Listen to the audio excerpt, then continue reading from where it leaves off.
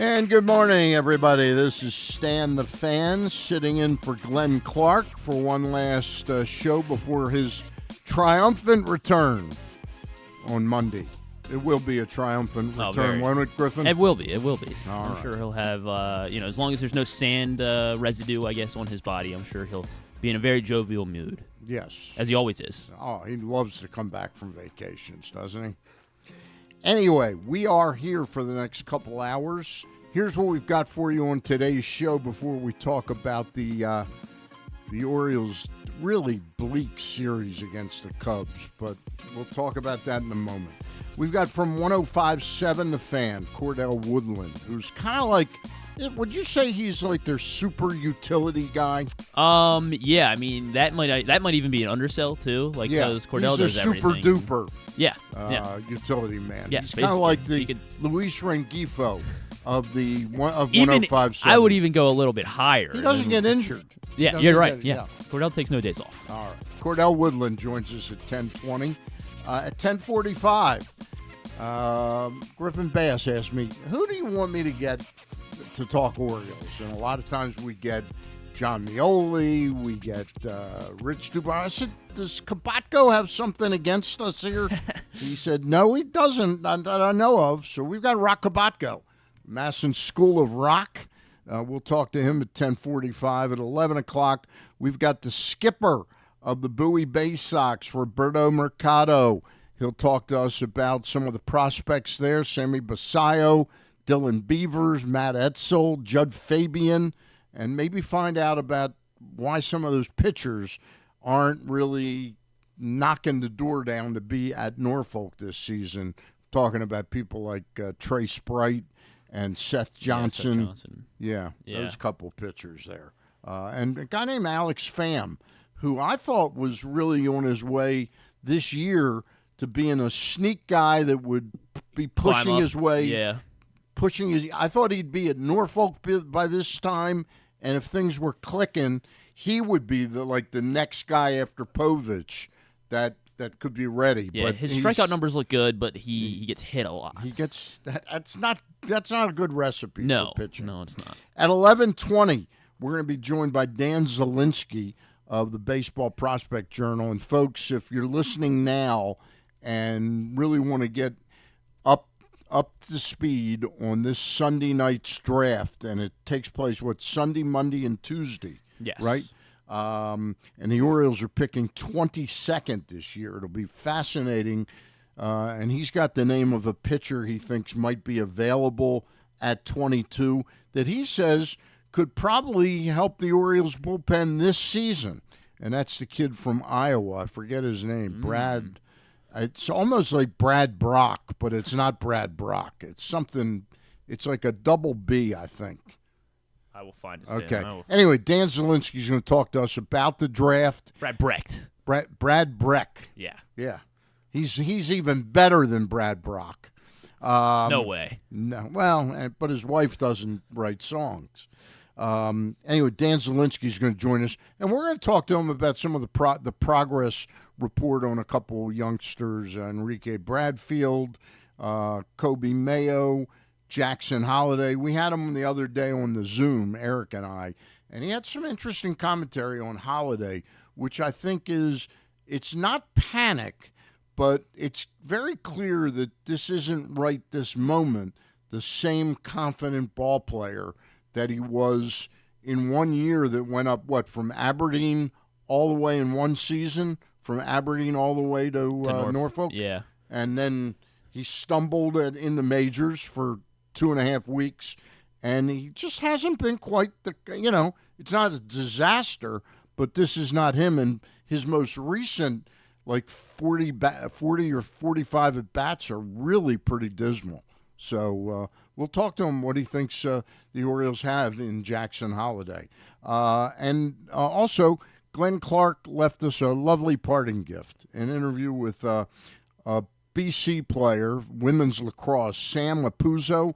She plays for Athletes Unlimited, and they are going to be playing in about 10 days, Griffin? I think less than that. I think actually on Thursday. Yeah, Thursday their season kicks this coming off. Thursday. Correct. My goodness. Sam Apuzzo and The Athletes Unlimited will play in the Hall of Fame lacrosse facility in Sparks, Maryland. Glenn will talk to her all about that. In the meantime, the Yankees come to town for the second big series in a month. This is a 3-gamer, and tonight is one of those reverse lock games. Garrett Cole, one of the best pitchers in baseball, if he's healthy, is going against Cade Povich, coming off of his worst major league start. From the get-go, it was just awful in Oakland last Saturday, a game the Orioles would ultimately lose. What was it, 19-8? 19-8. Yeah. Yes. Tomorrow afternoon. That game is, by the way, it's 7:05. It's a Friday night game, 7:05. For now. Yeah. That's true. What if they were to play right now, I think they'd get it in. Really? Yeah. What's the weather forecast looking like for today? Well, I mean, so I thought it was supposed to be raining right now when I checked last night. It so was like drizzling when I brought my stuff in from the car. Yeah, it was drizzling as I was driving in. Yeah, so let's see what they're calling for later. It looks like it'll be at its heaviest around like 3 or 4, I think. Okay. Oh, and then it may pick up again. Here, let me watch the radar for a second. Hold on, I gotta get the Doppler out here. I thought you were gonna just look out the window. Well, do you want? Well, I mean, okay. Well, then they're gonna play, obviously. Okay. All right. So okay. So yeah, make plans. It's 10 make o'clock plans. now. It's like 10:05 now. They play at 7:05. That's 9 hours. You think the weather's gonna change? Is what you're saying? It's possible. No. My late Aunt Esther, used to say, if you don't like the weather, just wait 10 minutes. It'll change. All right. Anyway, Garrett Cole versus Cade Povich tonight. Tomorrow at 4:05, scheduled to start tomorrow at 4:05. Luis Gil, who the Orioles treated rather rudely about 3.5 weeks ago. Not figured it out since then. No, he hasn't. He'll go against G-Rod, Grayson Rodriguez tomorrow at 4:05. And then remember, Sunday's game starts at 11:35 at night. At night? No, it's in the morning. I'm okay. kidding. AM. Carlos Rodon versus. I'd love an occasional 11:35 at night game. Wouldn't you? Well, you're a night owl, so yes, Yeah. you would. Yeah. I don't think I'd love it. You wouldn't attend an 11:35 game. Attend it? I mean, like what? No, probably not. Probably not. Probably All right. not. All right, Carlos Rodon versus Dean Kramer on Sunday morning at 11:35. So Dean needs to get to bed early on Saturday night, don't you think? Yes. I mean, yeah. I always kid around when I'm having like a colonoscopy or a surgery. I ask the doctor, did you have anything to drink last night? You only had like 1 glass of wine and you got plenty of sleep, right? I always ask that. Goes over very well. Just like my other joke, whenever I'm getting blood work drawn, blood drawn, I say, is this your first day on the job? Yeah, they laugh at that, Right after I tell them I have green blood. I warn them that I have green blood. Well, at least you warned them. That's nice of you. Just gives you a sample of the sense of humor of Stan the Fan. All right, we are here for the next couple hours. It will seem like 4 or 5 to you out there in our listening audience. But seriously, we're here to talk sports. Griffin, what can you say? I was nervous after we lost to James Tyon on Tuesday night. I was nervous that we were going to get swept in the series because I looked at – now, look, Corbin Burns on paper should probably beat Shinto Imanaga like 7, 8 out of 10 times. Mm-hmm. But I was just nervous enough that I said to a number of people, if we lose this game, we're going to get swept. And we lost that game, and we got swept rather easily. In fact, the Orioles scored, 2 runs in the last 18 innings of that series? Or they scored 0 runs in the last 24. 18, right. 24 innings, because they scored 2 on Tuesday. Westberg's home run was the last run scored. Yes, or did they have a double after that?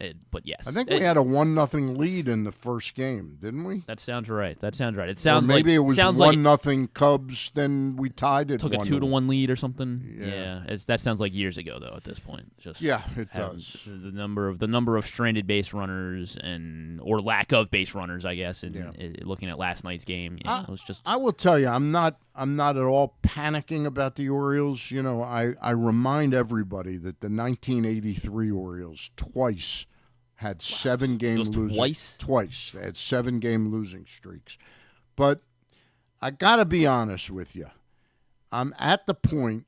I'm not a Ryan Mountcastle fan. Okay, I've made that pretty evident that I sort of swipe at him.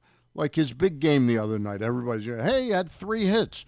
He got 3 singles. He's not in the lineup to get 3 singles. They're nice, but every once in a while, poke a home run in the 7th, 8th, or 9th inning, or a double that drives in 2.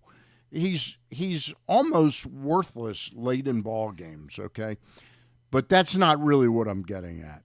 There really is not, the way we're struggling against left-handed pitching, I cannot really come up with much more of an excuse why Coby Mayo is not on this ball club.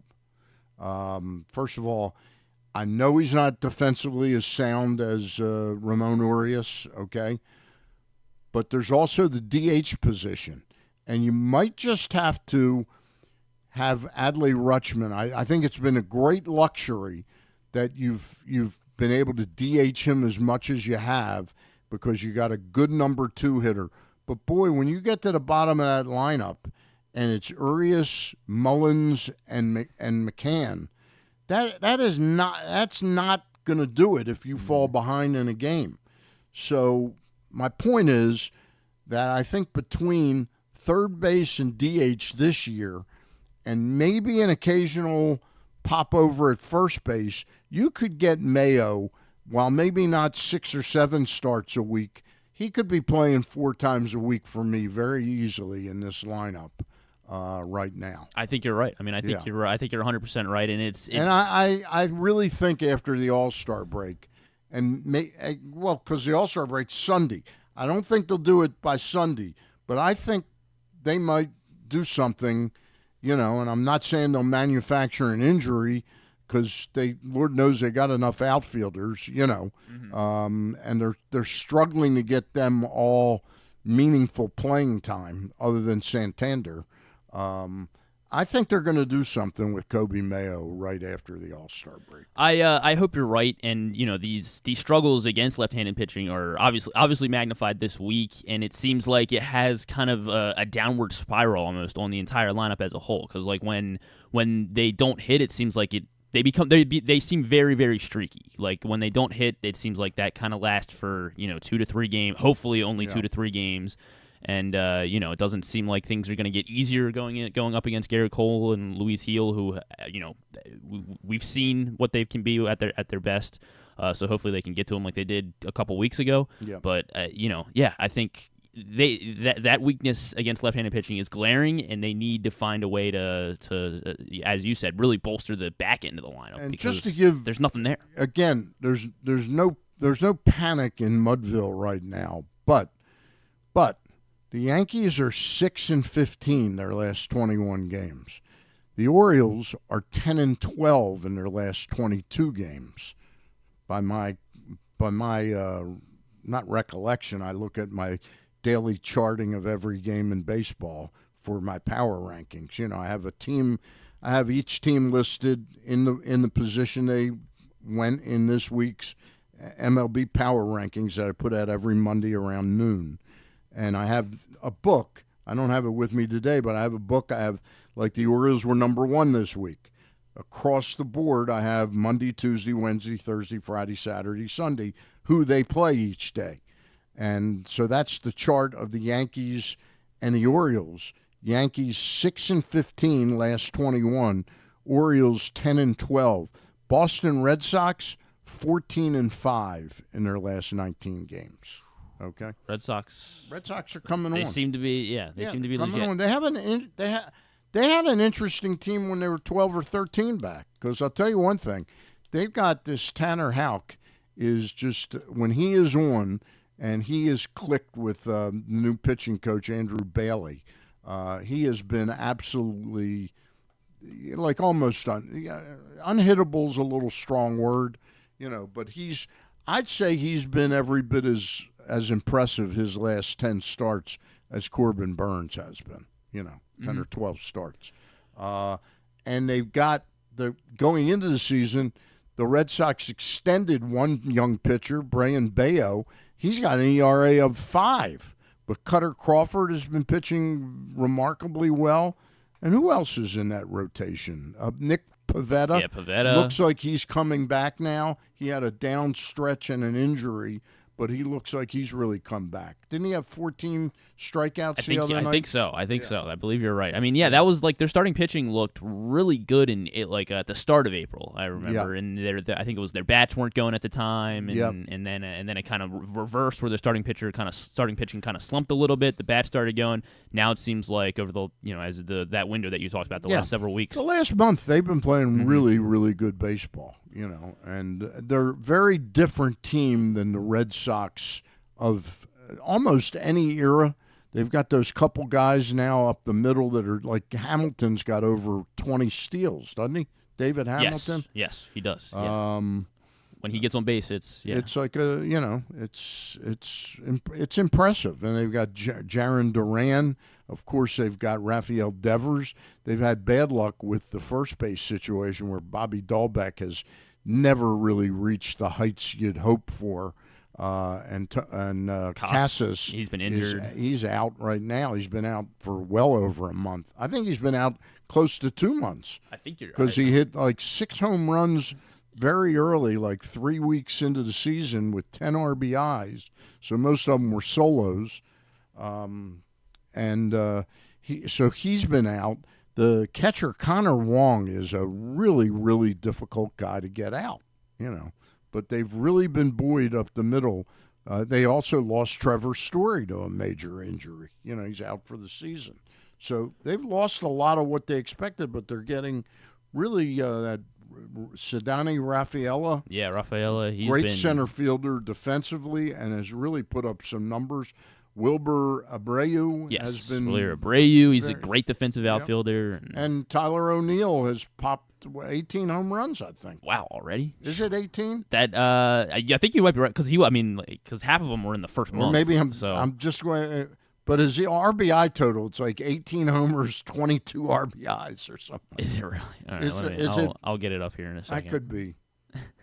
But yeah, he's been in and out of or on and off of the IL though, hasn't he? He's healthy now. Yeah. 16 homers, 31 RBI. Okay, 16 homers. There's a lot of solos there too. But they're a dangerous team. I'm not saying they'll win the division, but they certainly put themselves back in a position where they could.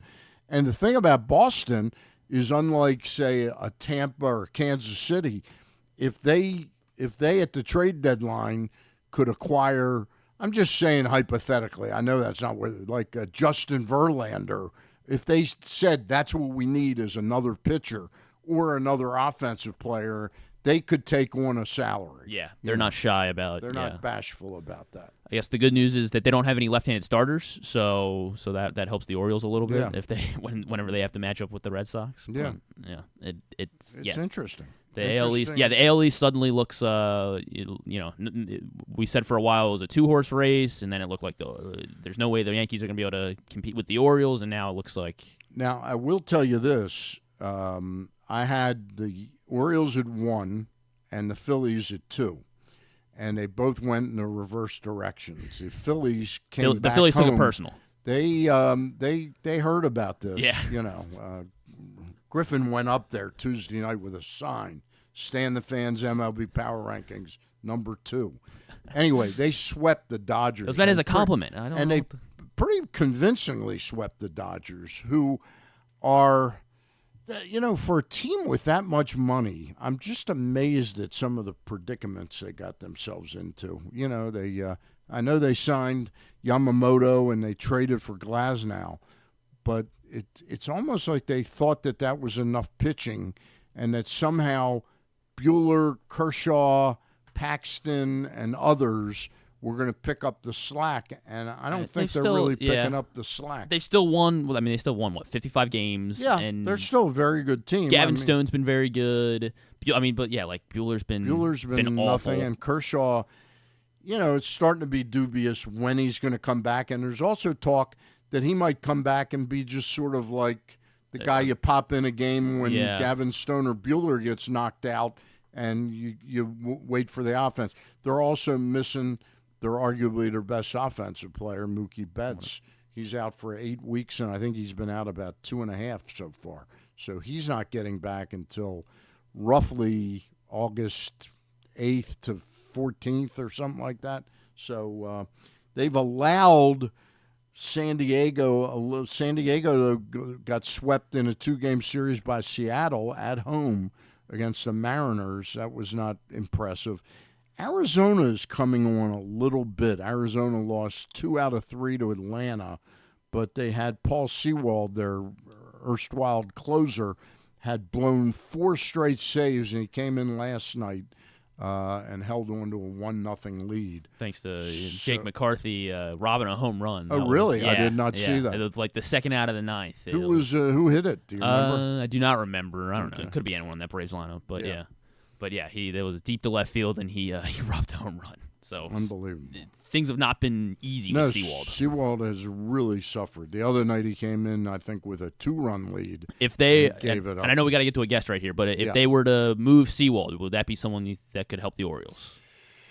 I've watched enough relief pitchers that struggle in one locale that all of a sudden they get traded to a new locale. It would be a new league for him. I think he would be a solid pickup. There's no question about it. The Orioles, to me, are really, as much as I've liked Dylan Tate ever since the Orioles acquired him in that summer of 2018 deal with the fire sale when we sent Zach Britton to the Yankees and we got Dylan Tate back and we got Josh Rogers back. I think there was one other player involved in that deal. But I've liked Tate ever since then and really fell in love with him in 2022. Probably the tail end of 2021, I was really convinced he was going to be a real factor in our bullpen. He was very, very good in 2022 when the Orioles really took a big step forward. But last year he was injured, and this year he just doesn't seem, to me, to be the same pitcher. And I think some of it probably is doubts about, an uncertainty about his arm. But at a certain point, you got to push through that or you're just not going to make it. All right? You want to introduce our guest? I can, sure. I can definitely introduce our next guest. He covers the Orioles and Ravens over at 105.7 The Fan. He hosts Shaking It Up Sports. No. I guess Vinny Bob Haney? No, not Bob Haney. Not Bob Haney. He hosts Kenny Wyman. He hosts Shaking It Up Sports. Oh, with Cordell Woodland. Cordell Woodland. Yeah, this is Cordell Woodland. Cordell, what's going on? The shake 'em up guy. What's up, fellas? How you doing, Cordell? Not bad, Sam. What's going on? Not much. Not much was going on with the Oriole Bats on Monday, Tuesday, Wednesday, Thursday. Are you a little nervous? I can't say that I am. I look at this team, number one, it's good that they're going through this little dry spell right now at the same time that the Yankees are still searching for themselves. So that helps. If the Yankees were still playing the way that they were early in the season, maybe it'd be a little more concern for me. But right now, I just see an Orioles team that looks tired. And I think the All-Star break couldn't get here fast enough for them.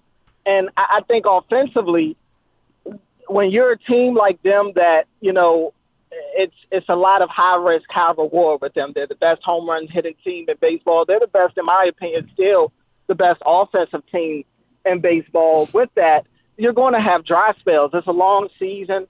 I do think their approach needs to be tweaked a little bit. Too many quick at bats, especially last night. You're getting pop-ups. You're getting soft contact. They're not being patient enough at the plate. And you got to give the Cubs some credit, too. I thought they pitched their butt off in this series. But overall, you look at it, no matter if it's offensively, pitching, defense, the Orioles just weren't good the last 3 days. Cordell, have you observed the same thing that I and my editor here, Luke Jackson? We notice. Bring us a Luis Gil, a Carlos Rodon. Bring heat, and we hit it as good as anybody in the game. But you bring us Sonny Gray, Lance Lynn. I'm talking about that last series we got swept in, in St. Louis. You bring us stuff pitchers like Imanaga, Steele, and Tyon, where you're just not sitting on the fastball. We seem to really struggle against those type of pitchers. Yeah, I mean, and you could go back to even last year. I feel like we were saying some of the same things. These soft pitching, these junk ball pitchers that are, throwing some soft stuff out of the zone, they kind of have their way with the Orioles. And, I thought that they would have more success against Imanaga because, you look at his fastball numbers, teams seem to really hit for power against his fastball. And I think that was a part of the game plan in that game, that anytime they saw a fastball, they were swinging. Yeah. And it just didn't work out. Imanaga pitched his butt off in that game. But, yeah, I do think there is something to that, to where, the guys that are pitching 97 plus and stuff like that, the Orioles, they're sitting on that. But these junk ball pitchers, they just stress them out. And I think it's because they play on their aggressiveness at the plate. These are guys that, you go back to that Yankee series, you brought up Luis Hill. I mean, it's clear what their game plan was in that game. Gunnar Henderson, first pitch of the game, he's all over high heat. I mean, that's what they do. So, I go back to last season in terms of that being a problem for them. These guys that are throwing the soft stuff out of the zone, the Orioles just haven't shown the patience to be able to sit there and get into these long at-bats, get into these 3-2 counts. Every now and then a guy will come up and do it, but as a team, they don't share that approach, and I think that is something that they need to collectively work on as we gear, forward towards October. We're talking with Cordell Woodland of 105.7 The Fan, and what's the show called? Shaking Up Sports. When's it on? Usually Mondays. If the Orioles are playing at 6:30, then my show will start at 6:30. I'll go from 6:30 to 9. If it's a 7 o'clock game like today, then we'll usually go 7 to 9. Okay. Shake 'em Up Sports with Cordell Woodland. Cordell, I want to ask you, before we touch on the Ravens for a couple of minutes, can you figure one thing that's distressing me with the Orioles right now is that lineup when they play Urias and McCann at the same time, and then you have one of these outfielders down in, like, Mullins batting eighth, and suddenly that lineup is not very long. And I'm finding it harder and harder to find excuses for why one Kobe Mayo is not up here, so that maybe you have to catch Rutschman a few weeks in a row, 5 and 6 times a week instead of 3 and 4 times a week. I understand the nature of wanting to keep him fresh for his career, but I think you may have to bite the bullet on that McCann experiment a little bit, and maybe you get him a couple days a week as a DH. Maybe you get him at third base a couple days and maybe a day at first base. But I'm finding it harder and harder to buy the excuses why Kobe Mayo is down in AAA ball right now. You feel the same? You feel the same way? Yeah, I would imagine he's going to be kind of, if not the next man up, he's in that next group to come up here. Hopefully not too far after the All-Star break. They need some help offensively over at third base. Ramon hasn't given them much all year offensively. A part of me feels like they've just been putting him out there, trying to showcase him a little bit. Yep. For the trade deadline, hoping that Gold Glove would show up a little more than it has. And even defensively, he's had some lapses here or there. He hasn't been necessarily sharp on that end either. So, I feel you. That bottom of the order has been non-existent. And I'm curious to see, because I expected at least catcher role to increase once we got into July, honestly, or at least the back end of July, and June, and it hasn't. And so I'm wondering if that'll be the case after the All-Star break, if we do see him behind the plate more, because while McCann has been solid for them as a backup catcher throughout his entire time here in Baltimore, as of late, it's just a wasted at-bat it's turning out to be. Quite a few wasted at-bats, if we're being honest, at the bottom of this order. So I do think they need to kind of start shoring that up, because it really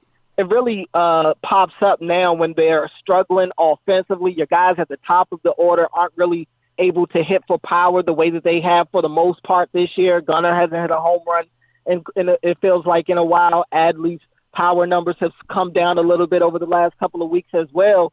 So at the bottom of the order, they need these guys right now, and they just haven't been able to give much. So I'm curious to see what happens after the All-Star break and really as we get closer to the deadline, because I do think Coby Mayo needs to be up here at this point. I mean, it's not much more the kid has to show, in AAA before they make the decision that he's a major league guy. I just think they have other ulterior motives right now that may be impacting him. It's very similar to the way 105.7 had Cordell on the bench for a long time, and they moved him up. He had nothing more to show on the bench, so they moved him up to shake him up sports. That's the way it goes sometimes, man. You sometimes you got to wait a little longer than you feel like you should, and but eventually you get that call up, and I'd like to think that since I got that call up, I've done a good job in staying at this level, and hopefully Coby Mayo will be able to do. And you're making all that big money now. You're making major league money now. I wouldn't go that far.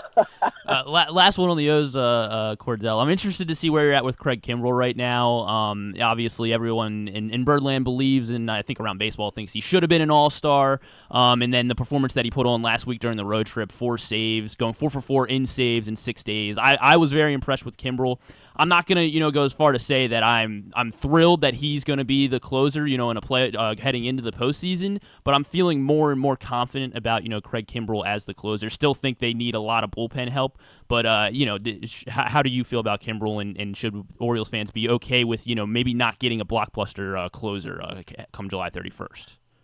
Oh yeah, I mean, I think Kimbrell's solid. I think we talked about this on my show. I think this is just kind of who Craig Kimbrell is at this stage of his career. You're going to get some spurts where he looks really good, and we're in that mode right now. But you're also going to have moments to where he's shaky. And I'd be lying if I sat here and said that I'm totally confident in Craig Kimbrell closing out one-run games in October. I'm not, but it's what they have. And I don't think that, they're paying Craig Kimbrell a nice amount of money. I don't think that they're going to bring in another closer over Craig Kimbrell. And when you look at it, there's not many upgrade options over Craig Kimbrell in the closer role right now. So this is just kind of where they're at. Now, what they can do is go and get some guys in this bullpen that maybe, can help on the back end of the bullpen. And who knows? I know Suarez didn't look great last night, and I anticipate them doing something in this rotation to eventually push him to the bullpen.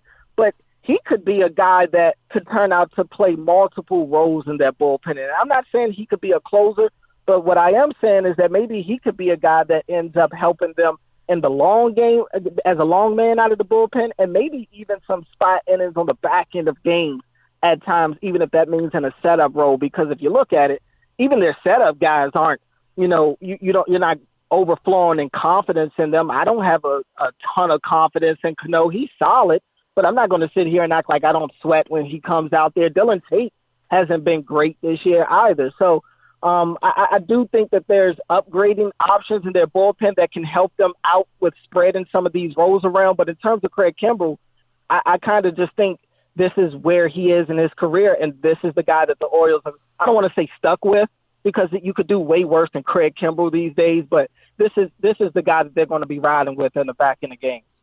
Switching over to the Ravens, Cordell. We were chatting with Rita yesterday, and she was talking about what she wrote over at BaltimoreBeat.com, and how she's kind of just kind of conflicted with her mentality heading into the season and how she's not exactly as excited about the 2024 Ravens just because we're kind of used to the story with the Ravens. They get it's when are they going to fizzle out in the playoffs and how's it going to happen? And I wanted to see how do you have a similar view going in? Is this the Ravens have to get to the playoffs and and essentially what we got to with Rita was, is it a failure if the Ravens do not win a Super Bowl this season? I hate to say this, because I do feel like it's an unfair assessment to say Super Bowl or bust for any team. It's incredibly tough to win a Super Bowl. And if you're going to pigeonhole yourself to strictly saying it's only a successful season if you do the one thing that only one team out of 32 is going to be able to do, you're limiting yourself. But that said, realistically, it is Super Bowl or bust for the Ravens. What else is there to do? I mean, you've got a two-time MVP, the reigning MVP at that, and Lamar Jackson. You go and get Derrick Henry to add to what's been the best rushing attack in football over the last, I don't know how many years now, at least 5 or 6 years. And you just hosted the AFC Championship game last year that you ended up losing. The next step is getting to the Super Bowl. And if you're going to lose, you got to lose it in a nail biter. It's got to be a nail biter. It's got to be, a back and forth. Last team that had the ball ended up winning it, and it wasn't the Ravens or something like that. But at this point, I do believe it's kind of Super Bowl or bust for this team. They've been, they've been treading upward since Lamar has been there.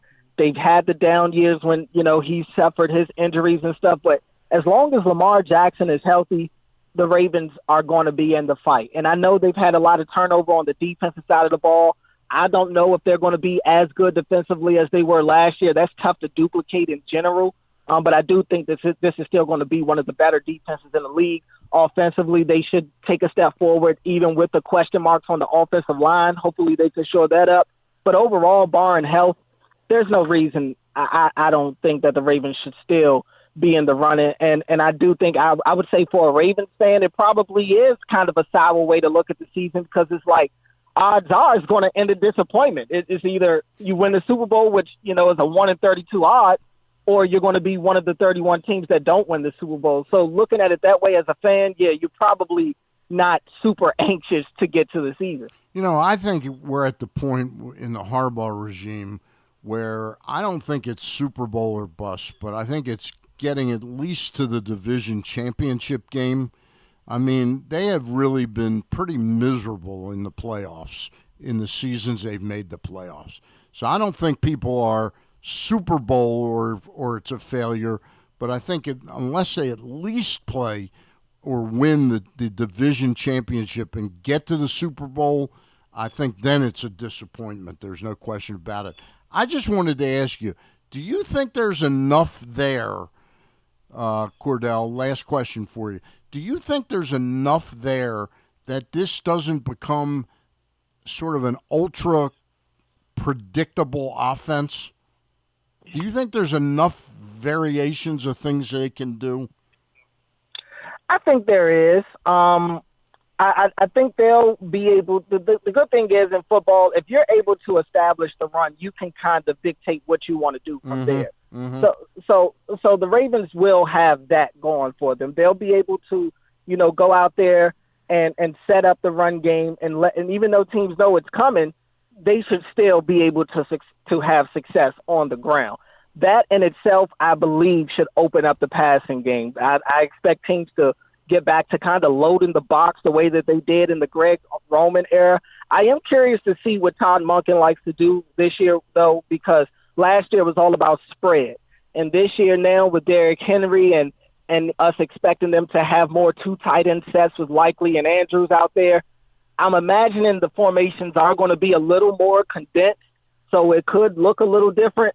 But while I don't think the Ravens have the best wide receiver core even in the division, I do think they have enough pass catchers on this team that is going to put pressure on defenses, especially in the play action. The play action game should be a killer for Lamar Jackson in this Ravens offense, assuming that he gets enough time. And with Lamar and his special abilities with his leg, he's able to buy a little extra time for himself in his own right.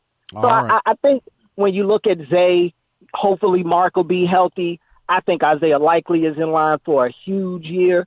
Everybody's been telling us Bateman's going to take a step forward. We'll see. That's at least 4 options right there. That's not even counting Nelson Aguilar, who was good for them last year, and Tez Walker, who I think eventually will carve out a role for himself. I do think there's enough there for the Ravens to put pressure on opposing defenses and be able to beat you in a multitude of different ways. All right, there we hear it from Cordell Woodland of 105.7 The Fan. Shake 'em Up Sports, 6:30 or 7 o'clock on 105.7 The Fan. Cordell, thanks for your time today. Appreciate it, guys. Have a great weekend. All right. We're going to take our first time out of the day, and when we get back, we're going to have Roch Kubatko of 105.7 The Fan, of MASN Sports. This portion of the program has been brought to you by Live Casino. The best place to watch all of the biggest events all summer long is Sports and Social inside Live Casino and Hotel. Great food and drinks, the giant 100-foot media wall, and an atmosphere for sports viewing that is second to none, just steps away from the FanDuel Sportsbook. And Live Casino Rewards members have the opportunity to earn discounts on cash and credit purchases at the casino. Join the Live Casino Rewards Club online or in person at Live today. See complete details at livecasinohotel.com. Escape to Ocean City, Maryland, and discover a place that just feels lighter, where every day feels like Saturday and French fries are a food group, where flip-flops are always in fashion and seafood is always in season, where the boardwalk is bustling and the beach is right outside your door, where you can rise with the tide and feel like a kid again. Ocean City, Maryland, somewhere to smile about. Book your trip at oceocean.com. Whether your focus is luxury and comfort, convenience and technologically advanced connectivity, or sporty performance and aggressive styling, we've got the perfect Highlander for you. Check out buyatoyota.com for deals on new Highlanders from your local Toyota dealer today. The ultimate fan experience awaits you at Sports and Social Maryland. See how we're raising the sports bar with our massive 100-foot media wall featuring 40 HD TVs and a 47-foot big screen. Bet on your favorite teams and this year's biggest events at the FanDuel Sportsbook while enjoying your favorite beers and cocktails, plus our delicious takes on bar food classics. Visit Sports and Social at Live Casino and Hotel Maryland at Arundel Mills. Must be 21. Gambling problem? Call 1-800-GAMBLER. Discover one of Baltimore's hidden gems at Guilford Hall Brewery. Enjoy dinner in our spacious brew pub, sip a signature cocktail in our outdoor, dog-friendly beer garden, or take a tour of our brewery.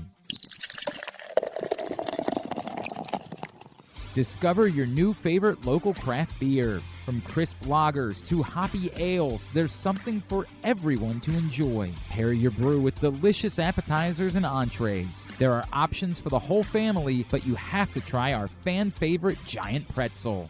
Guilford Hall Brewery, where every sip is a celebration. Visit us online at guilfordhall.com. The drug scene in Maryland is changing. Fentanyl and xylazine are being added to street drugs, and you may not even know it. Xylazine is not even intended for humans, and fentanyl is an opioid 50 times stronger than heroin and contributed to over 80% of overdose deaths in our state. Anyone who uses drugs, even occasionally, is at risk of overdose. To learn more, visit stopoverdose.maryland.gov or call or text 988. Frederick Keys Baseball is back.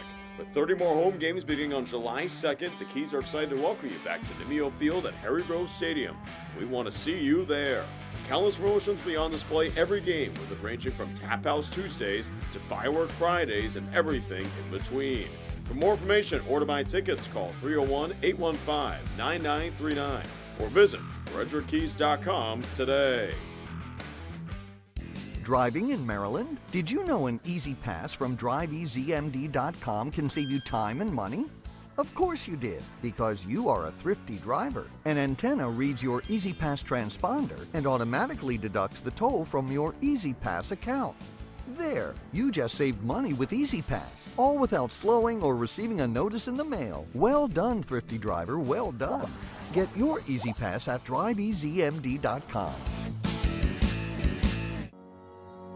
The Ed Block Courage Award Foundation has been working in partnership with the NFL for 46 years to support abused, neglected, and at-risk youth across the country, partnering each team with a children's facility or program that supports the well-being of those in need. Annually, one player from each team is selected by their peers to receive the Courage Award for their inspiration on and off the field. Learn more about how the Ed Block Courage Award Foundation makes a difference, and be sure to check out their latest podcast and web series episodes at edblock.org. Contrary to what some people believe, I actually like this guy when he sleeps. Glenn Clark, talking sports. All right, we are back on the Glenn Clark Radio Show. This is the voice of Stan the Fan filling in today. It's my normal day to do the Glenn Clark Show with Glenn, but he is not with us today. I think we have our man Roch Kubatko, School of Roch, on MASNsports.com. Roch, first of all, thanks for doing the show today. Got to ask you, how many years have you been doing this now? Approximately too many. I think we're going to round up. I was full-time on the beat at the Baltimore Sun in 97. Okay. 95, I helped with 2130, 2131, you know, the aux box and the left field seats. Right. And then the following year, I helped with the postseason. Jeffrey Mayer, the debacle in Yankee Stadium. And then the spring of 97, the two guys on the beat, Buster Olney and Jason LaConfora, both put in their 2 weeks' notice at the same time. So they were like, "Hey, Roch, can you go to Lauderdale in a few days and work the beat?" And I'm like, "You don't tempt me with a good time, sure." So yeah, that's where it started. And they hired Joe Strauss from Atlanta. Right. They brought in Joe Strauss to be right. And then I did not meet Joe until the workout at Camden Yards before opening day, because he was still, you know, finishing his thing with covering the Braves. So we met. You know. "Hey, how you doing? All right, let's start the season." So, and then I went to MASN in August of 2008. The Sun, though, was where you started your first blog, right? And what was it called at the Sun? That was Roch Around the Clock. Roch Around the Clock. See, you can do a lot of things with the name Roch, clearly. Yeah. You could go in any direction. And then when I went to MASN, I took the buyout, one of the many that they were offering. Right. The Sun claimed that they own that name. And we weren't going to fight it. We didn't care. So somebody there came up with the other name. And then meanwhile, I had some fan tell me I just purchased it for like a nickel if you want it. I don't know how those things work, but the Sun didn't own the name. Anybody, I guess, could. Yeah. And I'm like, keep it. We don't need it anymore. So then it became School of Roch. And Jack Black has never sued us for using that. So it worked out good. All right. It has worked out good.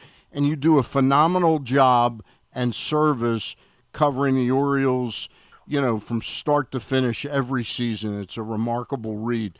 Tell us your assessment of the team right now, Roch. I know it's a little bumpy this past 3 days. Has it got you worried at all? Oh, I hadn't noticed. Is it?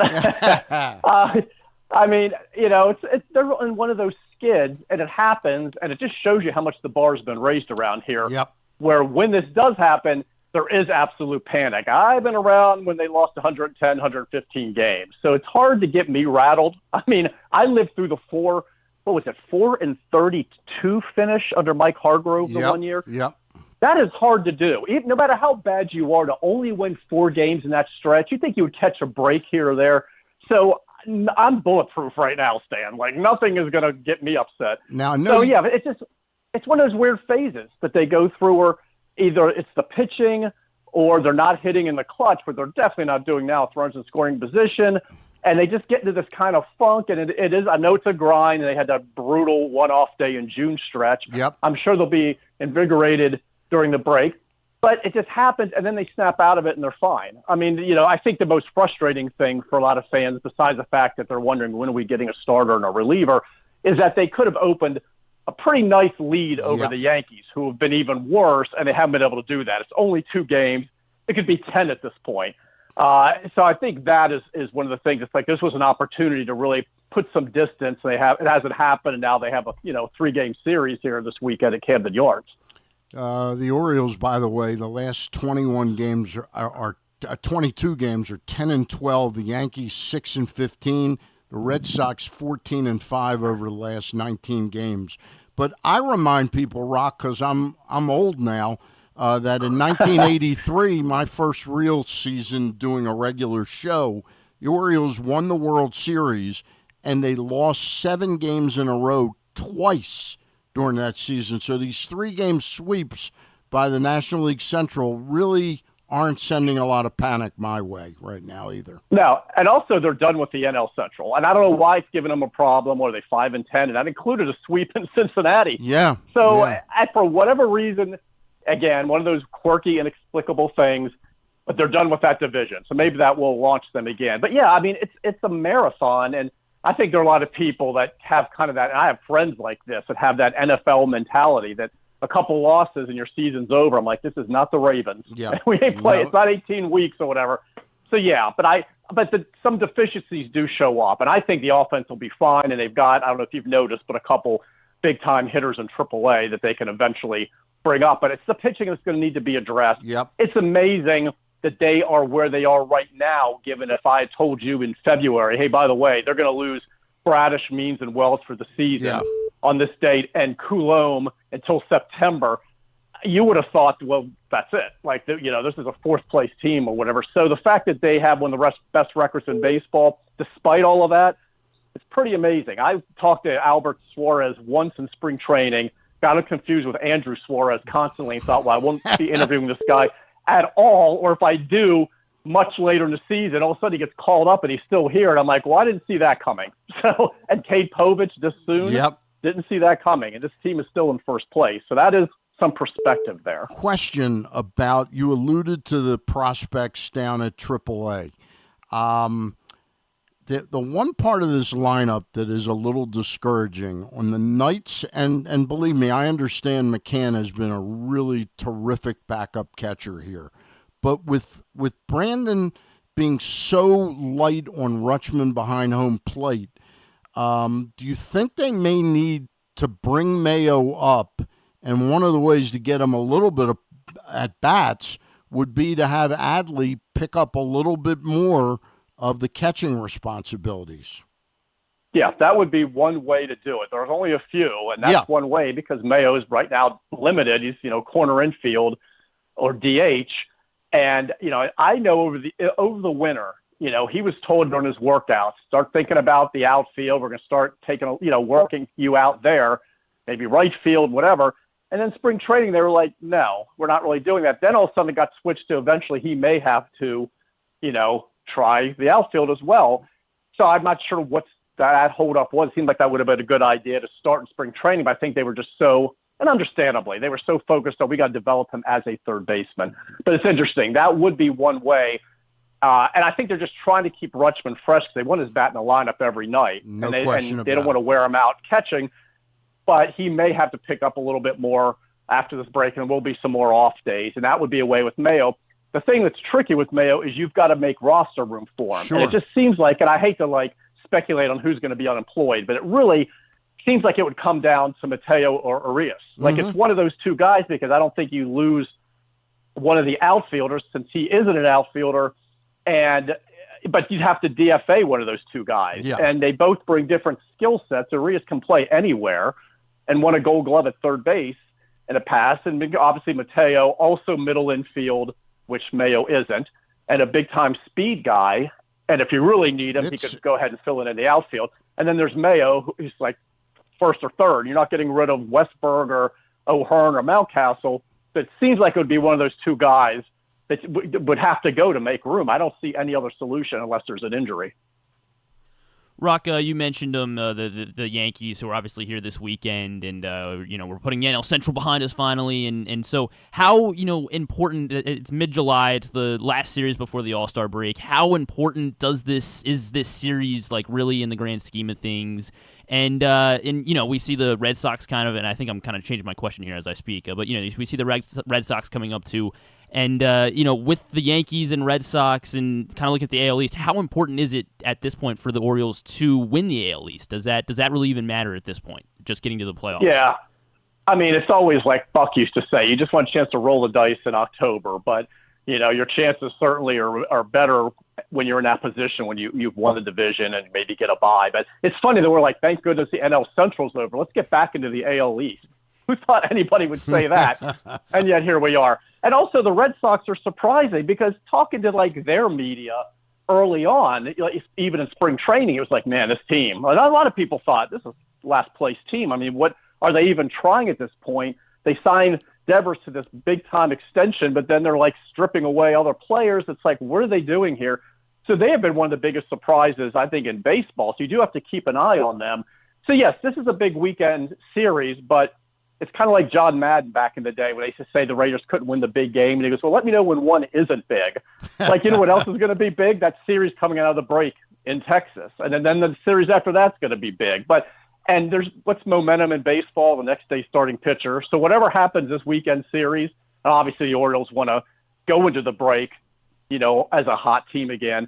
But it's just going to be whoever's pitching well Friday, Saturday, Sunday, the following week is going to determine that momentum. But yeah, they don't want to go staggering into the break, even with that time off to regroup.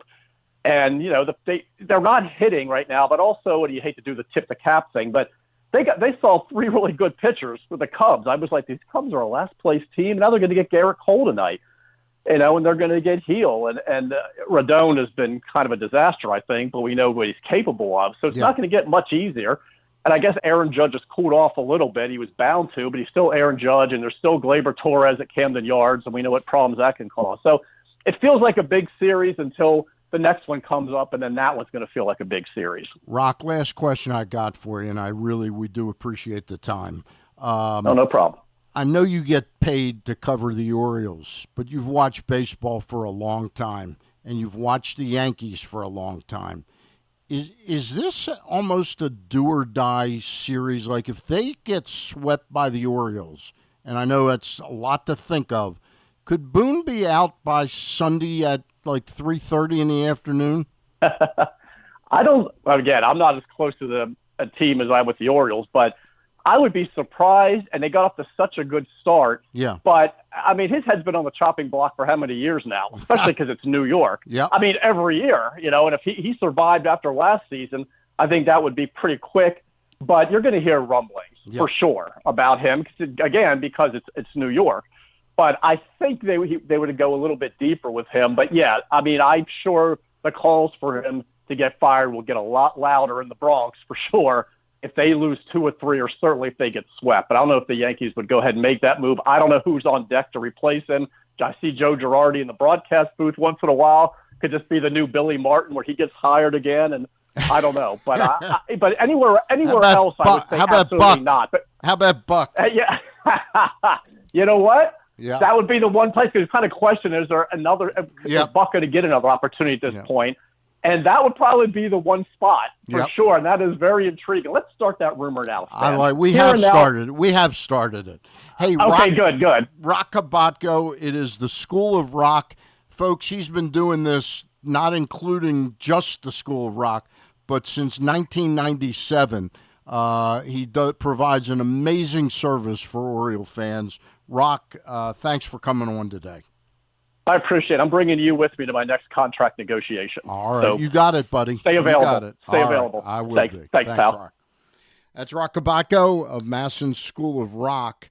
We'll remind you that this show every day is brought to you by the latest edition of Press Box, which is available now.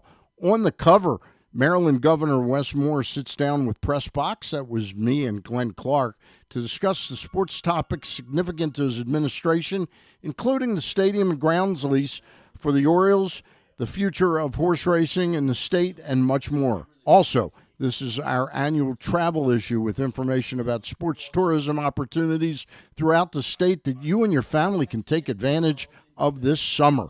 You can find the new Press Box all throughout the region, including 60 Royal Farm stores, and you can read it all at PressBoxOnline.com. Joining us now as we transition from Roch Kubatko to one of the guys skippering one of the Orioles farm clubs, it is Roberto Mercado, the manager of the Bowie Baysox. Roberto, thank you for joining me. Stan the Fan along with Griffin Bass. How are you today? I'm doing well, guys. How are you? Thanks for having me on. We always have a pleasure talking to anybody associated with the Baysox. Tell us a little bit about your club this season. Who have been some of the the real bright spots for you, Roberto? And who have you been maybe less than, you thought maybe they would have accomplished more to this point in the season? Well, I think the standout guy he's actually not going to be with us this weekend because he's heading to the Futures game is Samuel Basayo. He's performed really well, had the opportunity last season to go to their Baysox for the last week of the season, played pretty well, and, earned the right to be on this roster and performed at a high level. Early on was injured, had an arm injury, and is 100% now. It's called really well. It's called great games, and is obviously swinging the bat well. So he's our bright spot. I don't know if I would say I'm necessarily disappointed in a guy who hasn't performed well, but again, Sam Basayo has been definitely a guy, high-profile guy who's excelled. Let's talk a little bit about Sammy. We know about the hit tool and it's amazing how strong and big this guy is. I mean, he's not a monster like he scares you, but he is built like a statue. But tell me a little bit about him as a catcher. Do you think he's somebody that, obviously, Adley Rutschman resides in Baltimore. Is he somebody that could share time and catch 70, 80 major league games a season at this point? Personally, I think he can. I mean, I'm not the manager of the big league club. I'll let them figure that out. But again, we preach a lot of versatility in our organization, and he's athletic enough to play first base as well. And I'll be honest with you, I could see him in playing right field if they needed him to as well. He's that athletic and he's that mobile. But yeah, I think he'd catch at the big league level. Continue working on his receiving. The 80-70 grade arm I'd give him is elite. And again, he calls great games, locked in with the pitcher's plans, and helps them out as well. And that's something that he'll continue to grow. And kid's 19 years old. You know what I mean? He's not going to be. He's not turning 20 till August. So again, there's going to be some growing pains, and he's going through it sometimes. And I think that's great that he's doing that. It's just 19-year-olds are usually doing that in college. He's doing it in AA. So pretty impressive for a young man. One more about Sammy Basayo. How coachable is he? In other words, is he like a sponge that is trying to soak up instruction, or does he give you the I got this covered type of thing? Not at all, man. Extremely coachable, wants to get better, and again, he's a guy that will listen to anybody, and again, he understands what he needs to do, and we're not talking about some crazy huge adjustments with a kid who's 19, which typically you probably have to do that, and for him, it's just minor little tweaks and just having the right mindset. I mean, he has high expectations for himself, and we tell guys all the time, it's okay to be hard on yourself, but let's not beat ourselves up, and at times he gets frustrated, and again, we have to remember he's 19 and trying to navigate that in AA. So, but again, he's a excellent talent and great player, great kid, extremely coachable. Roberto, I wanted to ask about some other guys that have been that have shown some good bit of power. Judd Fabian and Matthew Etzel, who I know just got there. I'm very interested in Matthew Etzel just because of he's still in his first year of pro ball here and transitioning and he's made the leap from Aberdeen all the way up to you already. Yes, yeah, exactly, and obviously his base stealing threat. So I'm just curious, what those two guys have been like to work with. Yeah, awesome. Etzel's been great. Again, learning, it's a new level. Catchers are going to be better, and obviously stealing bases at a high rate, but also just teaching, hey, when's a good time to go? When's those advantage opportunities where maybe, and again, I was in high for the last 2 years, and it's almost like, hey, man, recklessly go run and try to steal as many bags as you can, and let's learn from it. And that's the biggest transition, I would say, from high A to AA, is just understanding when is the right time to go. And he's been a sponge, and he's been great. And Judge Fabian's been awesome. Another guy who's playing elite defense. I mean, he could play all three outfield spots at a high level, swinging the bat really well. Again, his big thing is, swing decisions and making sure he's swinging at pitches that are in the zone. And when he connects, he hits the ball hard. So he's been awesome, extremely coachable. Another guy who loves to work and gets after it every day. It's almost like, hey, man, tone it down a little bit. You're playing 5 games this week where, game 90 here, whatever it is, and hey, let's slow it down. So you love players like that continue to want to work and get better. Tell me about the other outfielder, Dylan Beavers. What have you seen from him? What do you like about him? Again, another guy who's growing with just the mindset. I think he's a great outfielder. I think he can play at a high level. It's just being aggressive, and he's shown that, especially in the last month, going after balls, diving for balls, displaying the strong arm strength. He had an outfield assist the other day and had a couple strong throws in the past 2 weeks. So another guy who's swinging it well too. Goes through sometimes, but I don't really look at the numbers or the stats. But I think our Andre, our broadcaster, mentioned he's been on base. I want to say, I think it was something absurd, like 58 of the 70 games or something like that. He's been on base, so he gets the job done. If he's not getting hits, he's finding ways to get on base for us, and he's another base stealing threat as well. I want to move over in the remaining time we have and talk a little pitching with you down there at AA. I had high hopes that Seth Johnson was going to be really pushing the envelope to help the major league club this year. I know it's coming back from Tommy John surgery. What have you seen from him, and what makes you optimistic that he can still, maybe not in 24, but that he can help this club down the road pretty soon? Yeah, I mean, he's improved every single outing. The walks are down. I think his last 2 outings, he hasn't had a walk. Mastering the 2-strike, finishing guys off has been a big focus for him. Working on the right changeup's been really, really well, and executing that pitch. So, I mean, the fastball velo and everything else plays. I mean, he looks like a big leaguer. It's just, again, gaining that experience and continuing to develop every day. And our pitching coach, Austin Miney, does a tremendous job with all of our guys. And again, another great kid, Seth Johnson, who works his tail off. Calm, cool, and collective, has definitely the right mindset, and his future is bright for sure. One of the guys that I've watched for a while, we had the unfortunate thing where we lost Kyle Bradish for the season. One of the pitchers that came over with him, it seems like ages ago, was one of the first deals Mike Elias made in 19, was trading Dylan Bundy, and he got back that parcel of pitchers from the Angels. And one of them is Kyle Brinovich, who also went through a Tommy John situation. His numbers are a good bit impressive there at the major league level. I know he's not a kid anymore. Do you think there's still room for him on a big league roster? I'll leave that up to the front office people to decide that, but the stuff has been really good. He's performed at a high level for us here in AA, and again, continue to work hard every single day. And the fastball velo has been better. It's been more consistent throughout his entire outing. He's got we call it the tumbleweeds pitch. The curveball gets a ton of swing and miss on that. And again, another guy who is very mature, knows how to handle the day-to-day between outings, and has the right mindset. So I think the future, I think there's a chance for him to get to the big leagues, and we'll see what happens. All right. I wanted to ask you about one pitcher. There was the night that Paul Skeens pitched against the Orioles and Cade Povich down in that blockbuster in Bradenton last year. The pitcher that replaced Cade Povich was Trace Bright, and Bright was very impressive that night. He was a little bit electric. I know the wins and losses really aren't important. He's 0-9, but his ERA is 4, which isn't bad. In 16 starts, he struck out 82 batters in 69 innings. Is it a command? Is it a command problem with him? Where is he in his growth, and do you have optimism about him?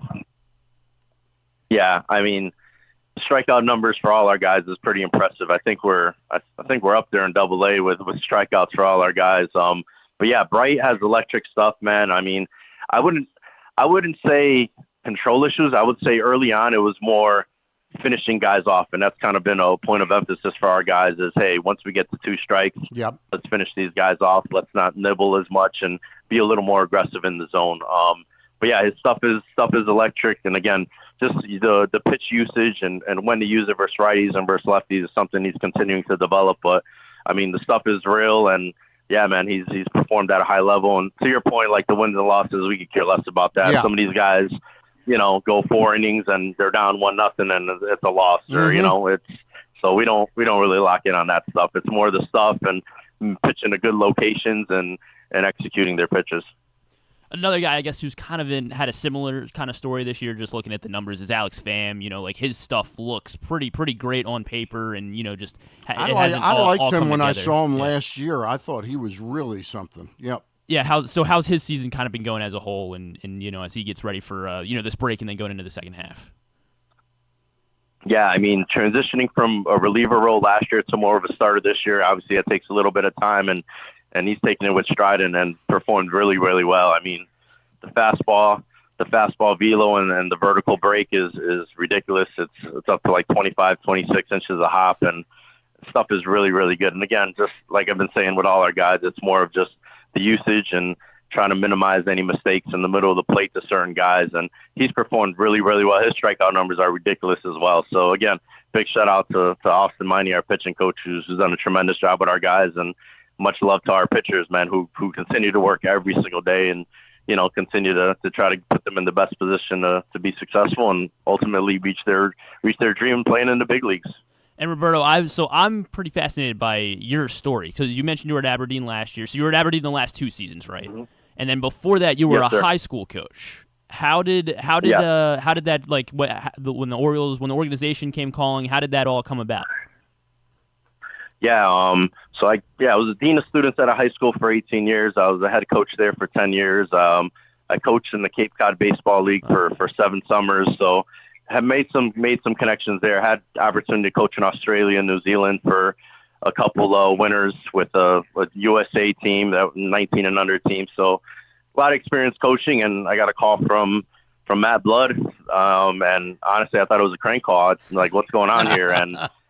And yeah, kind of blessed with the opportunity, and he got my name from somebody he really trusts, and got the interview, and the rest is history. So again, super blessed for the opportunity for the Orioles to kind of think outside the box and have the confidence in me, and done pretty good the last couple of years, and continue to grow and get better and learn from all our coaches, from our big league staff, and everyone else. So definitely blessed and love being a part of this organization. Roberto, we only got you for a couple more minutes. I want to ask you one more question about your team, playing personnel-wise, and then I want to ask you what games are coming up at home so folks know when they can go see the Baysox.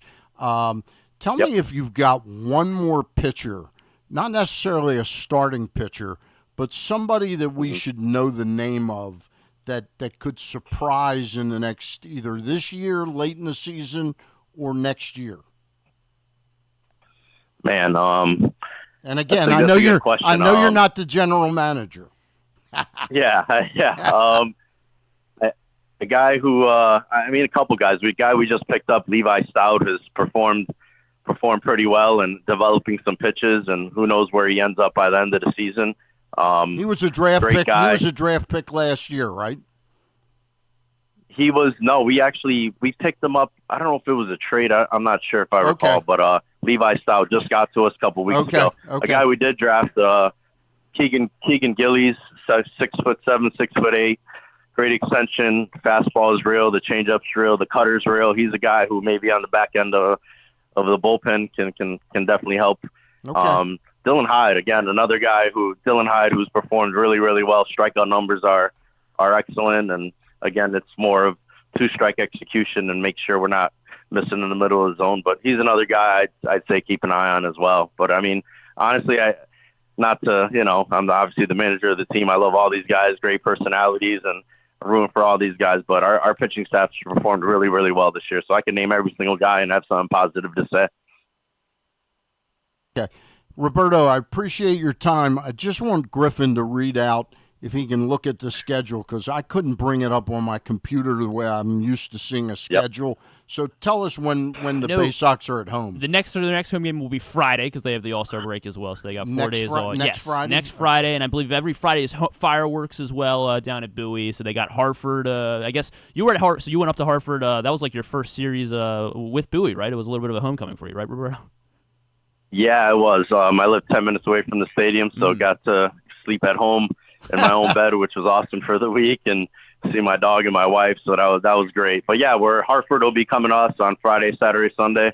So yeah, definitely come out and come support the Bowie Baysox. We got some great talent. All right, they're back home for the final week of July. They actually have home for 2 straight weeks. So yeah, definitely a lot of time to check out the Baysox in August as well. All right. Roberto, thank you very much, and I didn't mean to put you on the spot asking you semi-negative, trying to elucidate negative answers. All right, I appreciate your time. Roberto Mercado, the manager of your Bowie Baysox, and they are home a week from tonight against Hartford down at Bowie Keys Stadium. All right, thank you very much, Roberto. My pleasure. Have a good day, guys. All right. We're going to take a timeout now, and I'll remind you that we are brought to you by County Sports Zone. High school sports might be off for the summer for County Sports, but for County Sports Zone, they never take a break. Let me read that again. High school sports may be off for the summer. For County Sports Zone, never takes a break. They have the latest on college commitment, coaching changes, and previews for fall sports seasons. Check out countysports.zone right now. Countysports.zone. CSZ is proudly sponsored by your local Toyota dealer and buyatoyota.com. Back with Dan. Retro Keys baseball is back. With 30 more home games beginning on July 2nd, the Keys are excited to welcome you back to Nimio Field at Harry Grove Stadium. We want to see you there. Countless promotions will be on display every game, with it ranging from Tap House Tuesdays to Firework Fridays and everything in between. For more information or to buy tickets, call 301-815-9939 or visit frederickkeys.com today. The ultimate fan experience awaits you at Sports and Social Maryland. See how we're raising the sports bar with our massive 100-foot media wall featuring 40 HD TVs and a 47-foot big screen. Bet on your favorite teams and this year's biggest events at the FanDuel Sportsbook while enjoying your favorite beers and cocktails, plus our delicious takes on bar food classics. Visit Sports and Social at Live Casino and Hotel Maryland, at Arundel Mills. Must be 21. Gambling problem? Call 1-800-GAMBLER. Driving in Maryland? Did you know an Easy Pass from DriveEasyMD.com can save you time and money? Of course you did, because you are a thrifty driver. An antenna reads your Easy Pass transponder and automatically deducts the toll from your Easy Pass account. Learn more at DriveEasyMD.com. Hagerstown, Maryland, a snapshot of American history that dates back centuries. Today, the roots of the city expand with another historical moment, the grand opening of Meredith Park, Hagerstown's new event stadium and home to the Atlantic League Flying Boxcars. Experience the energy, culture, and adventure. Plan your getaway today at America's newest and most innovative ballpark. You're welcome in Hagerstown, Maryland. Visit Hagerstown.com. Treat yourself and taste the Baltimore tradition that is the legendary Costas Inn. Hey, it's Stan the Fan Charles. For over 50 years, the Costas Inn has been a Baltimore original, dishing out their legendary fat, delicious, award-winning crab cakes and steamed crabs. It's crab season, so sit back and crack some crabs while watching the Birds pursue another divisional title on Costas' 15 TVs. On Monday night, the Costas Inn offers their half-pound jumbo lump crab cake with 2 sides for under $30. So head on down to the Costas Inn today at 4100 North Point Boulevard or visit them at CostasInn.com. There he is, Agent 00 Chicken. Nothing can keep him from Royal Farms Chicken Palooza.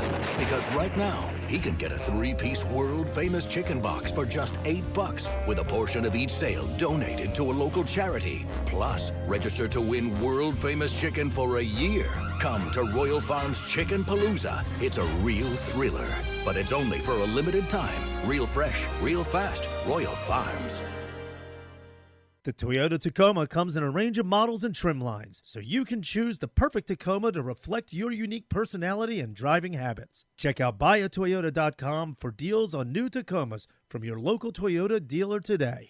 Gambling can be a fun and entertaining experience, but there are risks involved. If you're planning on betting on the game at the casino or on your phone or computer, know your limit, stay within it. Set a budget and a time to stop.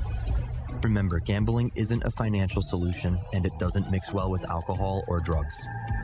Know the risks and have a plan before you begin gambling. For free and confidential services, call 1-800-GAMBLER 24/7 or go to helpmygamblingproblem.org. Escape to Ocean City, Maryland, and discover a place that just feels lighter, where every day feels like Saturday and French fries are a food group, where flip-flops are always in fashion and seafood is always in season, where the boardwalk is bustling and the beach is right outside your door, where you can rise with the tide and feel like a kid again. Ocean City, Maryland, somewhere to smile about. Book your trip at oceocean.com. Coming back in here with Glenn and the other guy, Garrett, whatever his name is. You know who they are. Zielinski's next, right? We are back on the Glenn Clark Radio Show. Stan the Fan filling in for Glenn Clark, and Glenn will be back in this very chair next Monday. Also want to thank KZ Kenzales for helping us out yesterday, especially on short notice. You sure you don't want to just, cut ties with Glenn? You keep doing it the rest of, of my life? Yeah, the rest of the time. I could, to be honest with you, because it's so easy working with you, Griffin. Griffin Bass does such an amazing job helping to put this show together.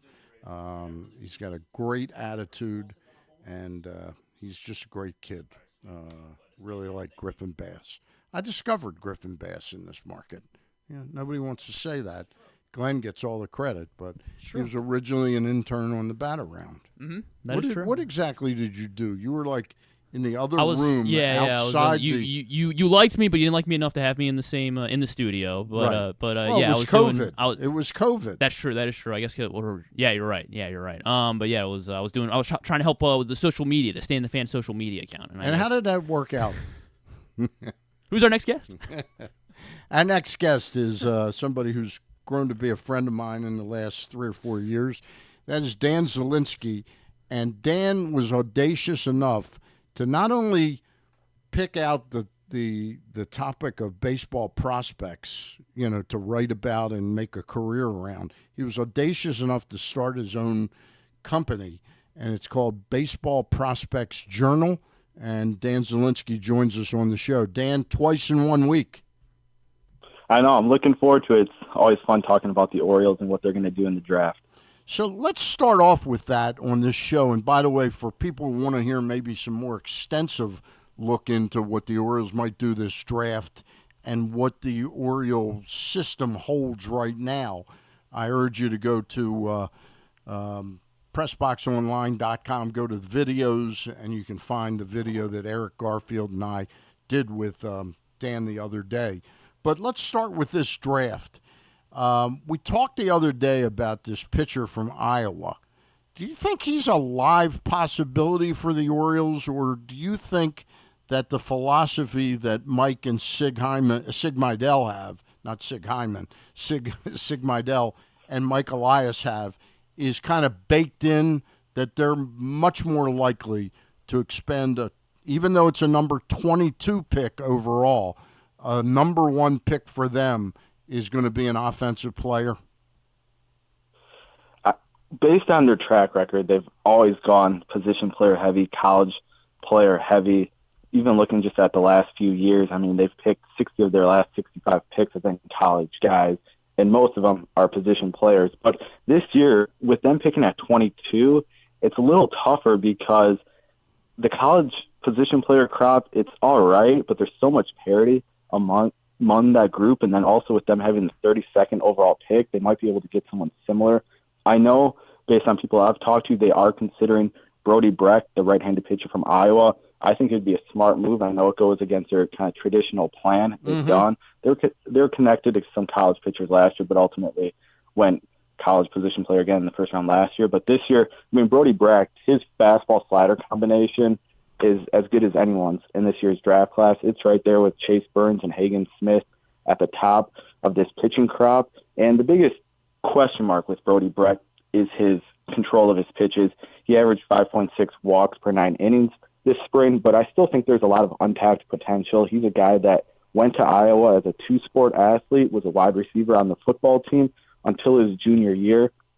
There was some questionable pitch calling, things like that. The usage was a little weird early on to start the year, but once he really got dialed in towards the end of the season, he really started to click and show more of that potential that people thought coming into the season that he could be a top 10 overall pick. So I think Brody Brecht is definitely in the mix there.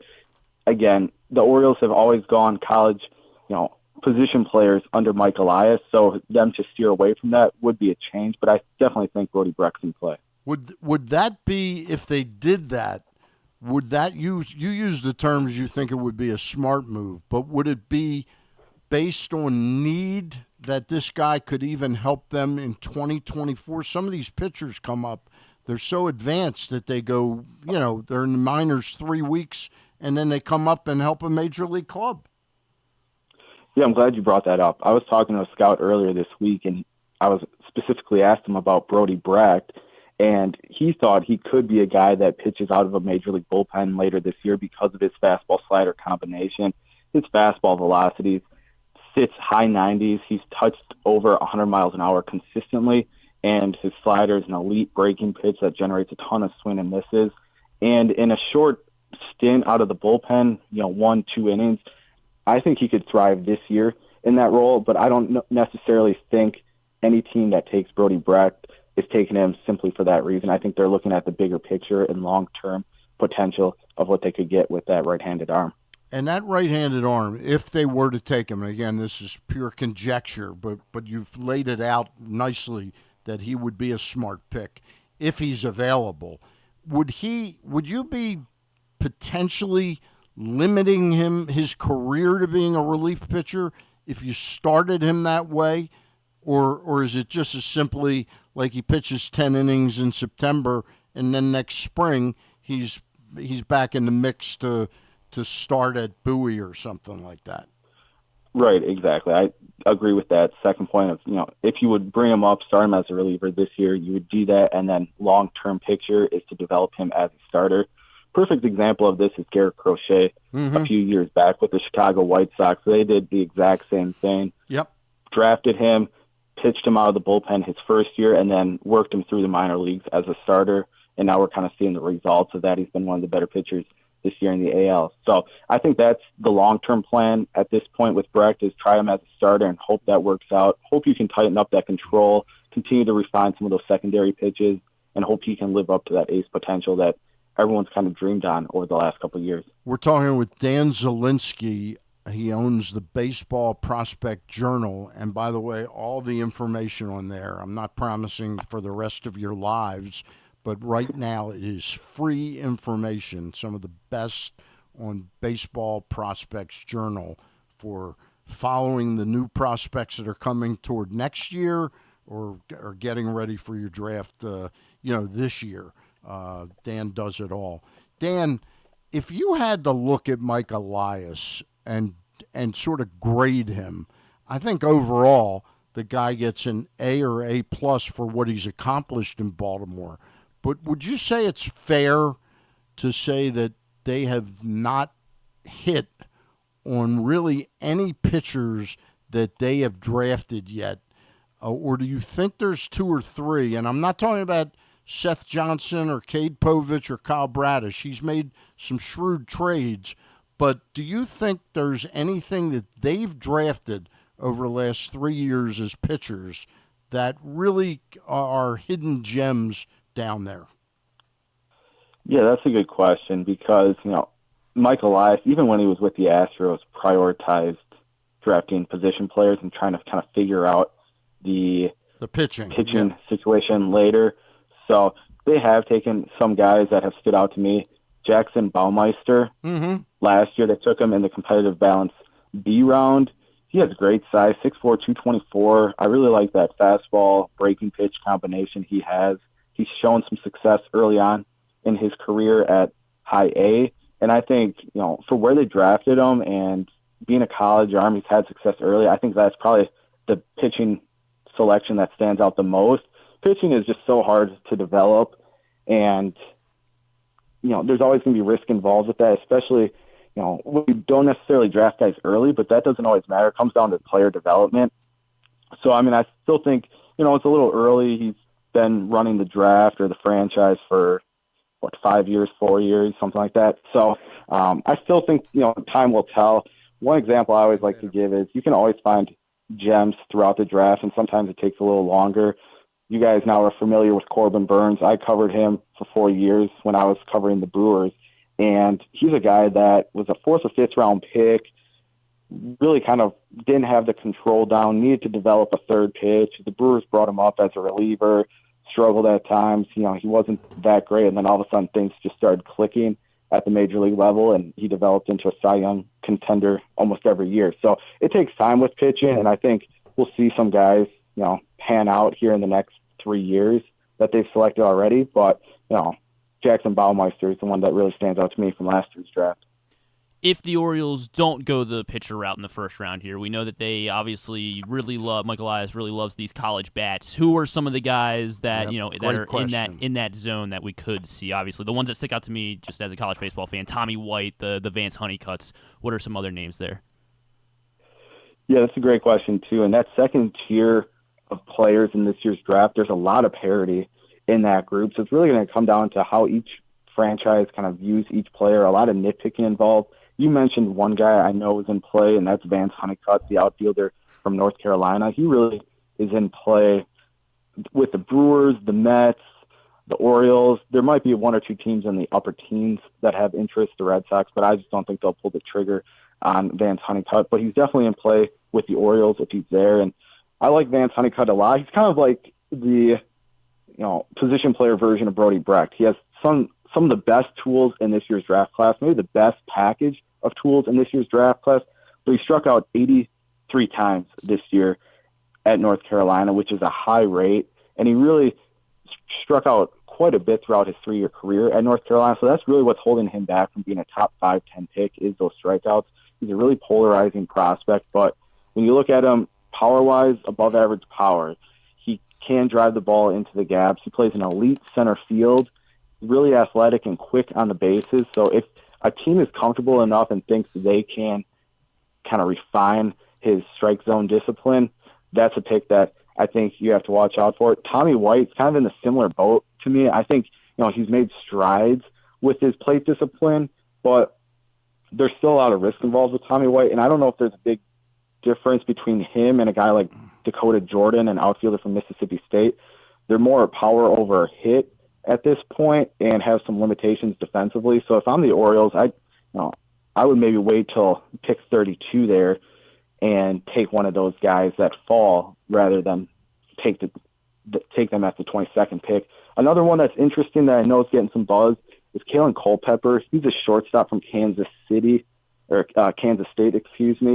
he's 6'4", 194-pound right-handed hitter. Really like his tool set, more of a top of the order type hitter. He's really athletic, drives the ball into the gaps with above average contact skills, and he's a solid shortstop defender. I think he could be a Gold Glove defensive third baseman. Probably could also handle second base too. So those are just a couple names that stand out to me and some names I've heard connected to the Orioles.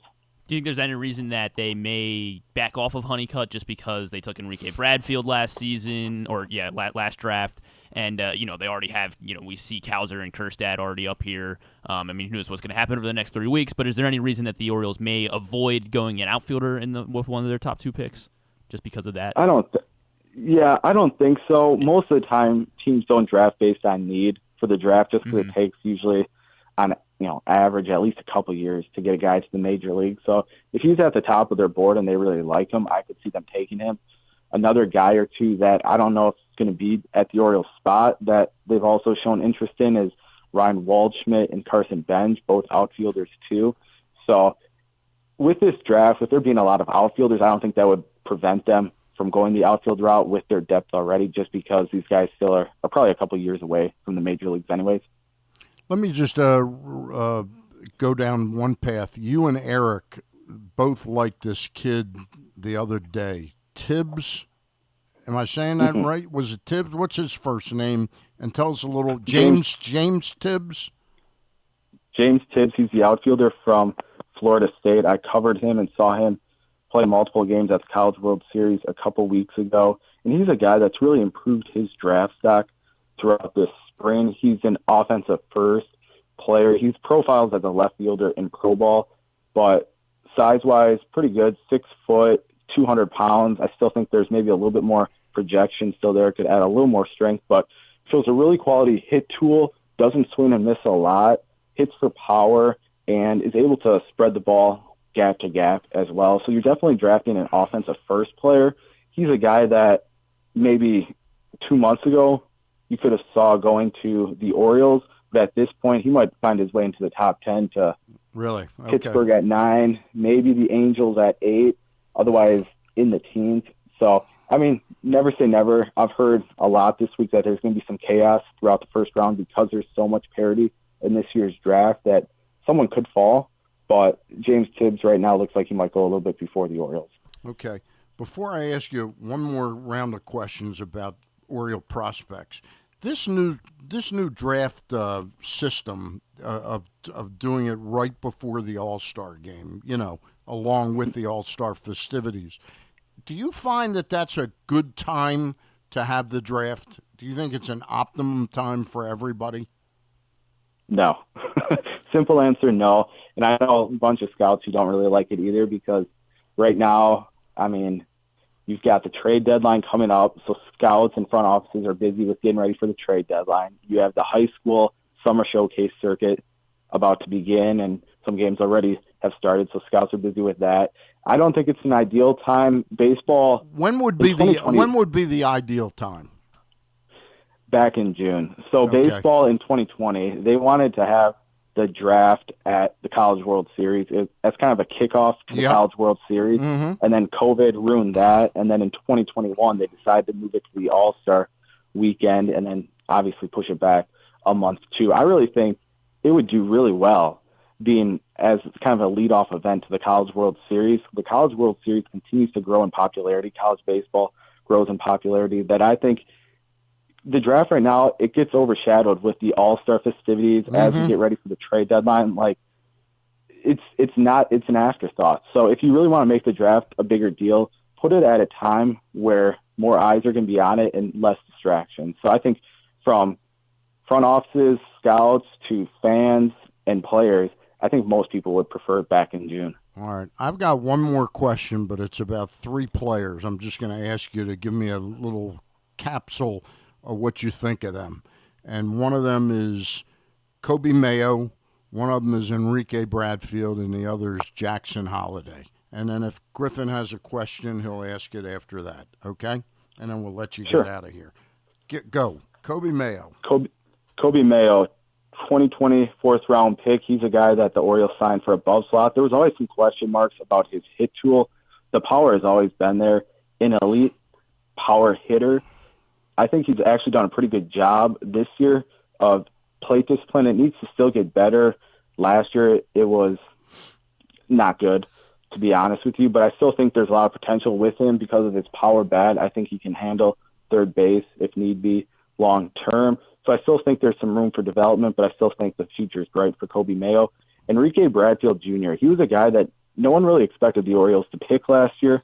In the first round, he kind of goes against the typical prospect the Orioles have drafted in recent years because he's way more of hit over power. Frankly, he's not really a power hitter at all. The best comp I got for Enrique Bradfield Jr. is a Kenny Lofton comp, and that seems pretty accurate to me. I mean, high expectations, but the elite runner, as quick as you're going to find of a base stealer, someone who really can do a lot of damage on the bases, steal tons of bases, take an extra base, be that kind of prototypical leadoff guy.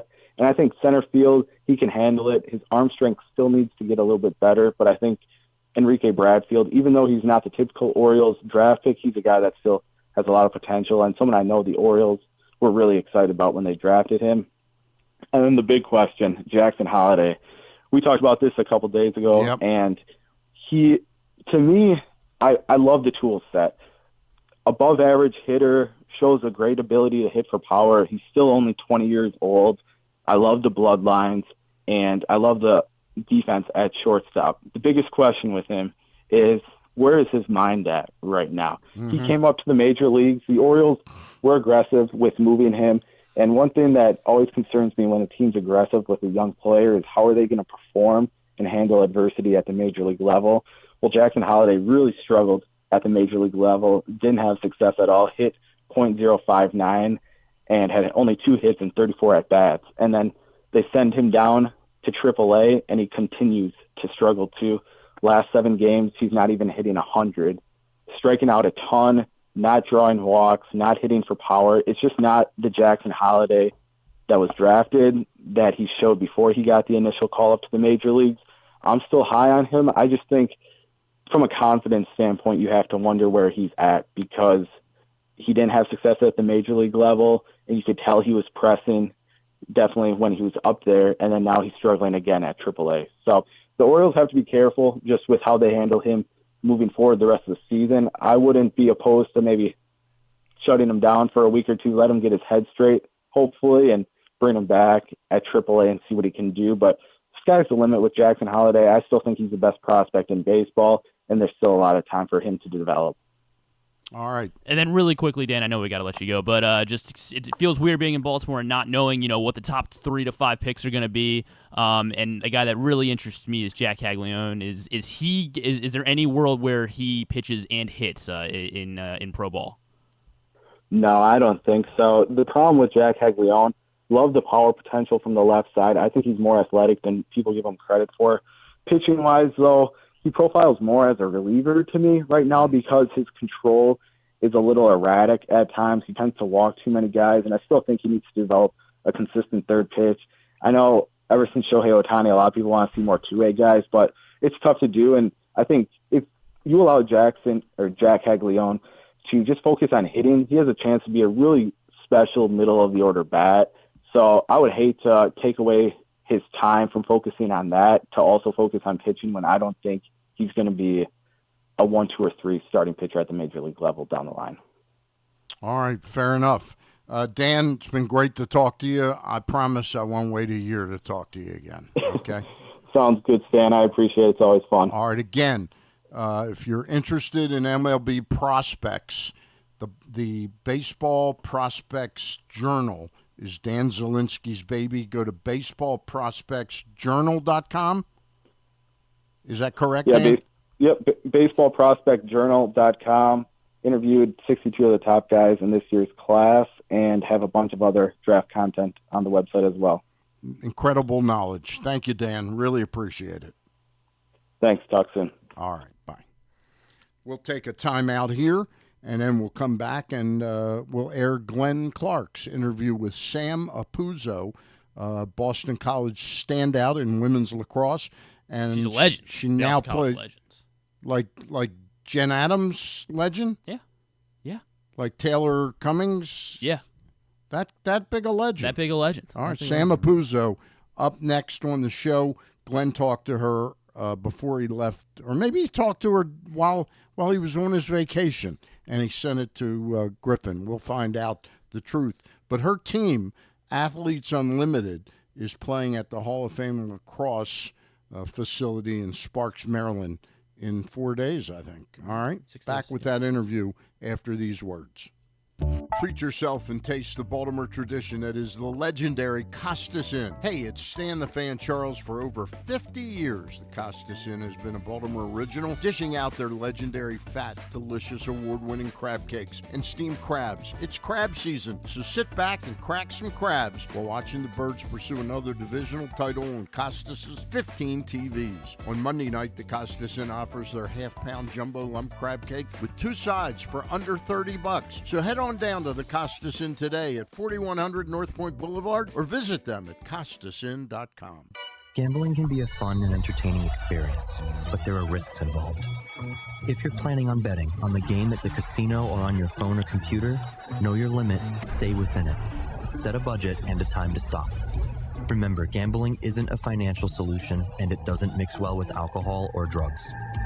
Know the risks and have a plan before you begin gambling. For free and confidential services, call 1-800-GAMBLER 24/7 or go to helpmygamblingproblem.org. Discover one of Baltimore's hidden gems at Guilford Hall Brewery. Enjoy dinner in our spacious brew pub, sip a signature cocktail in our outdoor, dog-friendly beer garden, or take a tour of our brewery. Discover your new favorite local craft beer. From crisp lagers to hoppy ales, there's something for everyone to enjoy. Pair your brew with delicious appetizers and entrees. There are options for the whole family, but you have to try our fan favorite giant pretzel. Guilford Hall Brewery, where every sip is a celebration. Visit us online at guilfordhall.com. Make the most out of every day in your Toyota RAV4. Available in hybrid or gas-only models. A RAV4 can get you where you want to go in style. Check out buyatoyota.com for deals on new RAV4s from your local Toyota dealer today. The drug scene in Maryland is changing.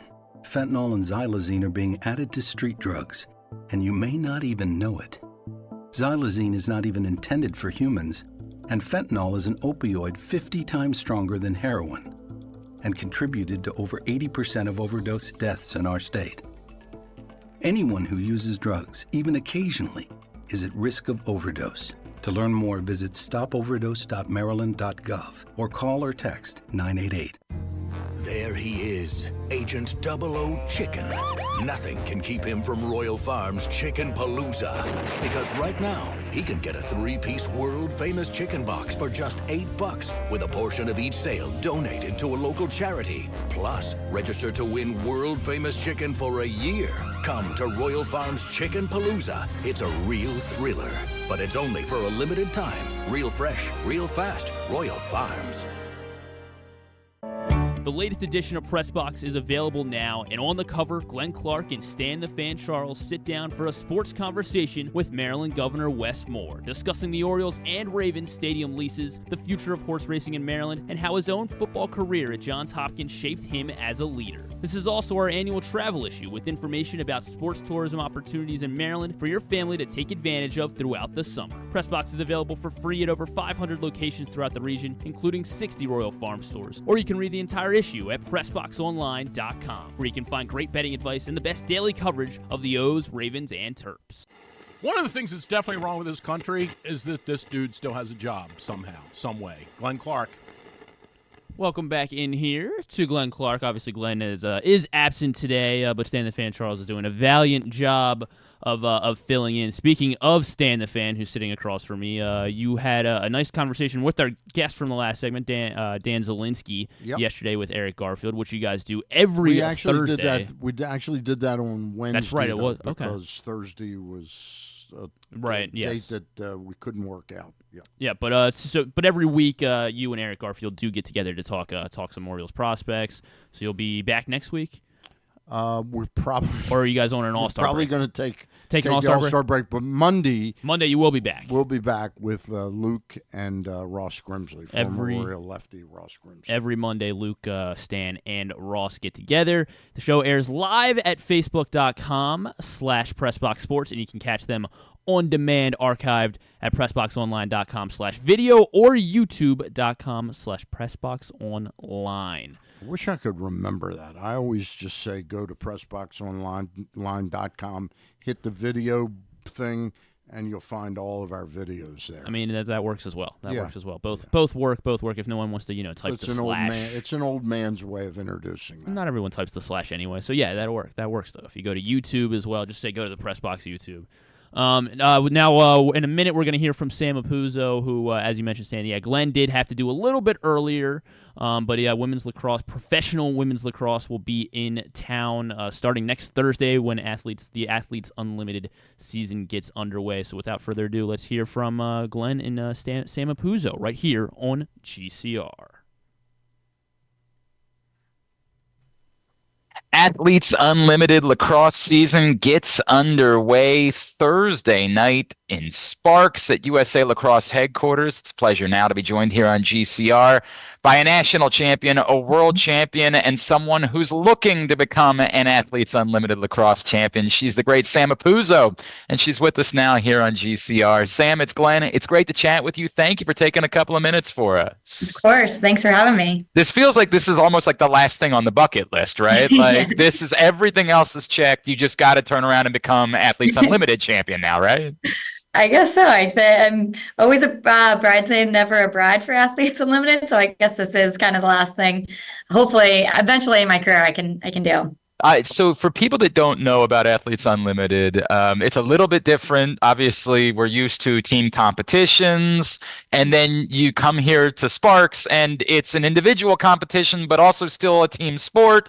Can you try to dumb it down for everybody that's never checked out Athletes Unlimited before? Yeah, it's definitely a new kind of platform for women's lacrosse. So we kind of have 4 different teams, 56 incredible lacrosse players come down to Sparks, Maryland.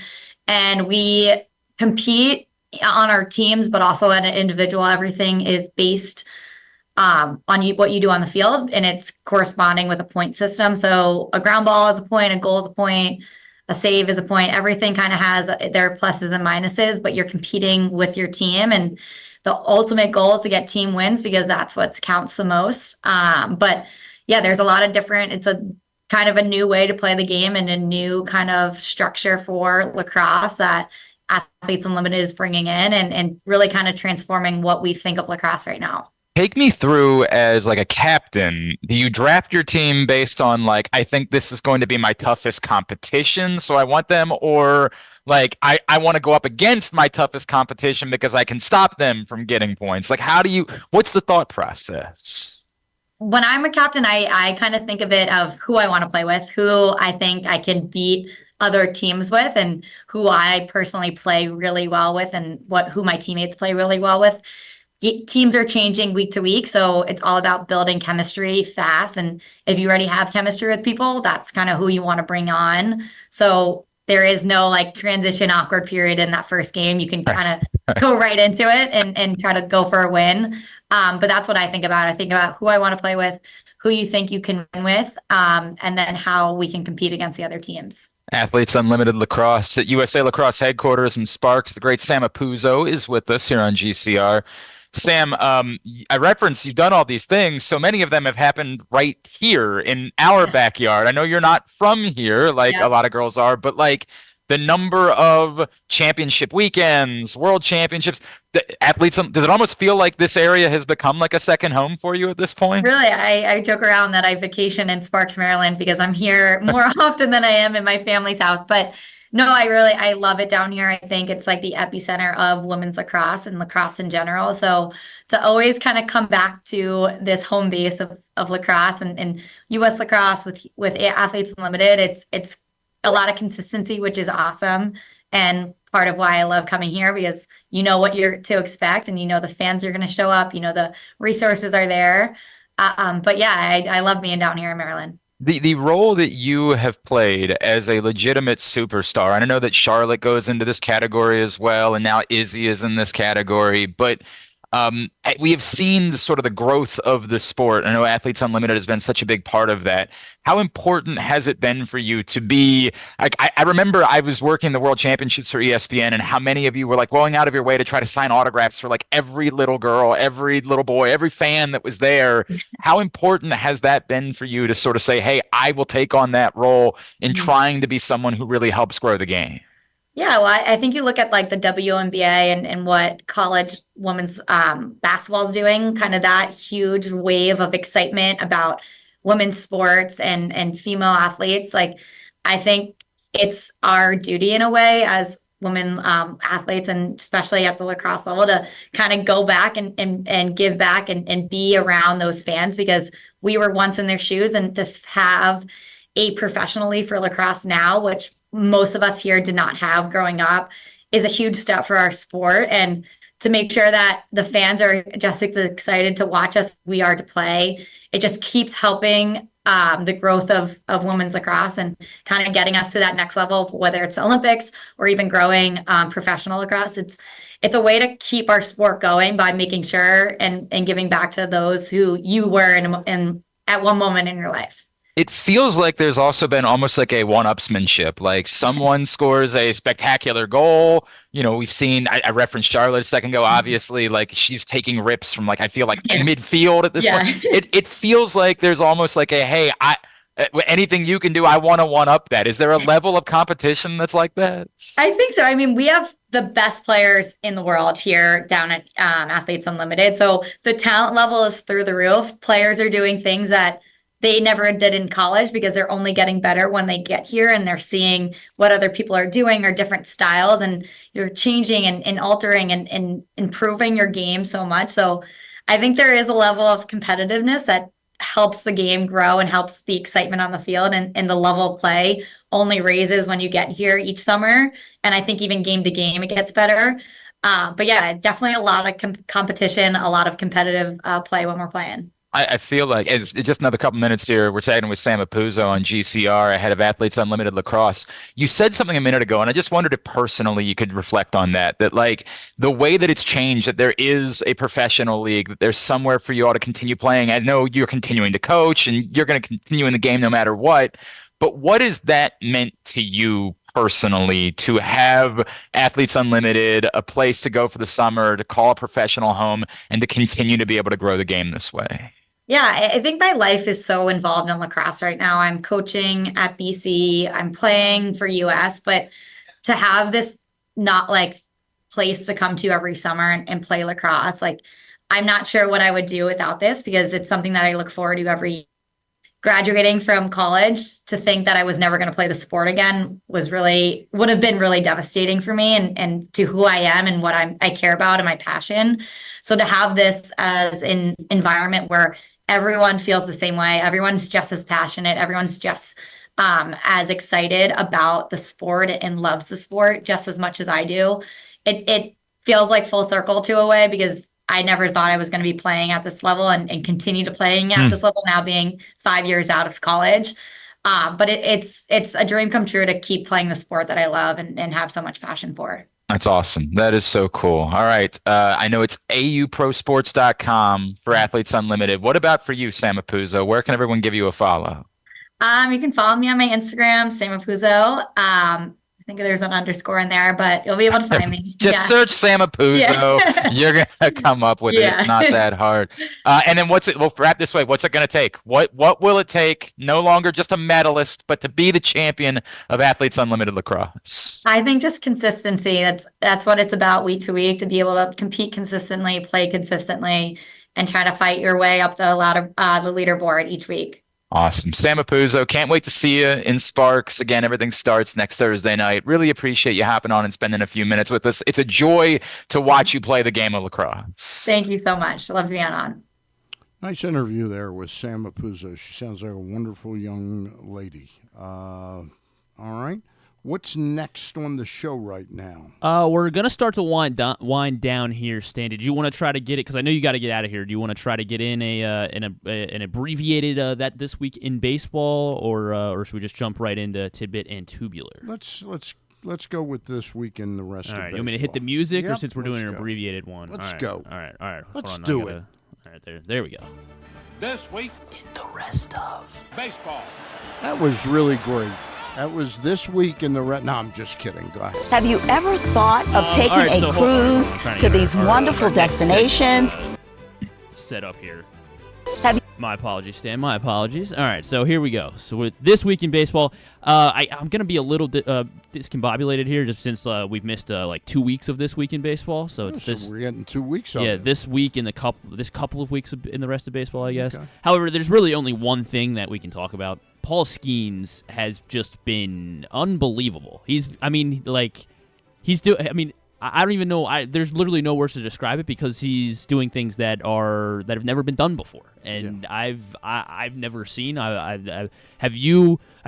So all right. So the stat that was going around yesterday from OptaStats: pitchers to have multiple starts without allowing 0 hits and having 11+ strikeouts in a season. There are 2 pitchers to do this multiple times in a season. Paul Skeens, Gooden? Not Dwight Gooden. Is it a more modern guy? No, not more modern. So how about Fernando Valenzuela? Not Valenzuela. Oral Hershiser? Not Oral. Although we do love Oral. Clayton Kershaw? Not Kershaw. Roger Clemens? Not Roger Clemens. A little further back. I'm going to let you a little further back than Roger Clemens. Ron Guidry? Not Ron Guidry. Is that how you say his name? I bet if you tell us. Nolan Ryan. My goodness gracious. Paul Skeens and Nolan Ryan, the only 2 pitchers in the history of baseball to have multiple starts in a season where they struck out 11 and did not allow a hit. in a start, multiple starts in a season. So I mean, it's just. I mean, it is appointment viewing in otherworldly stuff. It is, and actually in like the past 5 minutes, Star Trek, he's gone where no other man has. I mean, yeah, but Nolan Ryan. Although I guess Nolan Ryan's not really man, so yeah, he's a legend. Yeah, he also in the last 5 minutes he was officially announced as the National League All-Star Game starter. So I mean, it's another one from Sarah Langs was that he is the first player in baseball history to go, to be drafted in the amateur draft the year before and then go to the All-Star game the very next year. Now he's starting as well. And I guess amazing. Yeah. If you're Bruce Bochy, are you starting Corbin Burns or Tarek Skubal in the All-Star game? I think I'd start Tarek Skubal. I think he's had a remarkable season. What does Corbin Burns have to do? I just think Skubal's been a touch better. What's Skubal's ERA? Skubal's ERA is I want to say it's higher than. It's in the 2. It's higher than Burns now. Well, I guess Burns has had he was a little rocky. Skubal is. Sorry. I guess I'm this 2.37. Right, that's higher that's lower than Burns. I thought Burns. Why did I think Burns was lower than that? Could be wrong. Burns is 2.43. Yeah, that's why I'd start Scoop because of his ERA. Because his ERA is 0.06. I don't lower. think manager Bruce Bochy can go wrong with either one of those guys. But I got to be honest with you, I'm so unexcited by the All-Star game. Why? And believe me, I'm the kid who loved it in the early 60s when they had 2 All-Star games. That was so exciting to me because the game's never entertaining. It's always just the pitchers dominate now that they pitch 1 inning. So maybe I guess because I'm I guess maybe it's because I'm a kid and that's why I think people, to be honest, I think with I'm a kid. I think they're more excited by the home run hitting contest today than the game. That might be true. I'm very excited for the home run derby. Who's your winner of the derby this season? Monday. Forget all the names. It's like 12 people, right? 8. Gunner. No, it's 12. I'm telling you. It's 8. I counted them up the other day. I wish it were 12. I mean, Aaron Judge and Soto were in it. No. Okay, I must have misread some article. Gunner, Bobby Witt, Jose Ramirez, Marcelo Ozuna, Teoscar Hernandez, Alonso. Yes, Pete Alonso's back. That's 6. See if I can name the other 2 off the top of my head. I got a feeling Teoscar Hernandez is going to win. Really? You think Teoscar? I think it's going to come down to. I hope it comes down to a Gunner Alonso final. Okay. That'll be the best TV for us. Rhys Hines, you heard of this guy? Who? Rhys Hines. Rhys Hines got called up by the Reds on Tuesday. Yeah, I believe it was Tuesday. And is he Mrs. Hines' sons? Yeah, he is. Yeah. The ketchup people. Mm-hmm. Hinds. Oh, really? Hines. I thought it was Hines. That's what I said. Hines. He's been unbelievable for the Reds since he got called up. He is the first player ever with 5 extra base hits in his first 2 games of his career. He had another extra base hit yesterday, which was his 3rd game of his career. Son of a bitch. What? He's amazing. He is amazing. And also his first 2 home runs. So he had a home run on Tuesday, his first career game. Right. Hit a home run on Wednesday, his second career game. Both were over 450 feet. Wow. I don't know where the Reds find these guys, but and I don't know why the Reds aren't better either. Right. Because they have all these guys that can hit a ball 500 feet. Ellie Dela Cruz, when he first started, exactly, it was amazing. Spencer Steer's been great, and you can't say I don't know what it is. I know they've dealt with some injuries, and they've struggled to have every single guy on the field at the same time. Shot. Is that what it is? Yeah, that's what it is. Let me try to find a couple others here. So what I do when I do This Week in Baseball, I just kind of bookmark stuff throughout the week that I see this would be good. Right. And there's just a lot of Paul Skeens stuff right now, so that's why I'm trying to move on from Paul Skeens. DJ Hertz, he's the pitcher for the Nationals. He's been very, very good with the Nats. In fact, he has had 2 10-strikeout games and no walks in his first 6 career outings. 2 10-strikeout games, right. no walks. How many people walks. have done that? 1 has done it. Is it anybody I mentioned earlier? No, not anyone you mentioned earlier. And this guy did it in 2010. 2010.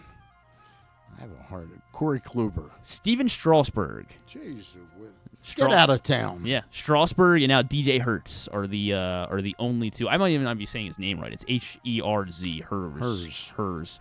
DJ Herz. So he's been very good. So when they get married, when he gets married, his wife the people can say, about the property, what's hers is hers, and what's hers is hers. You know what I mean? Yeah, I know exactly what you mean. That's not bad. Well done.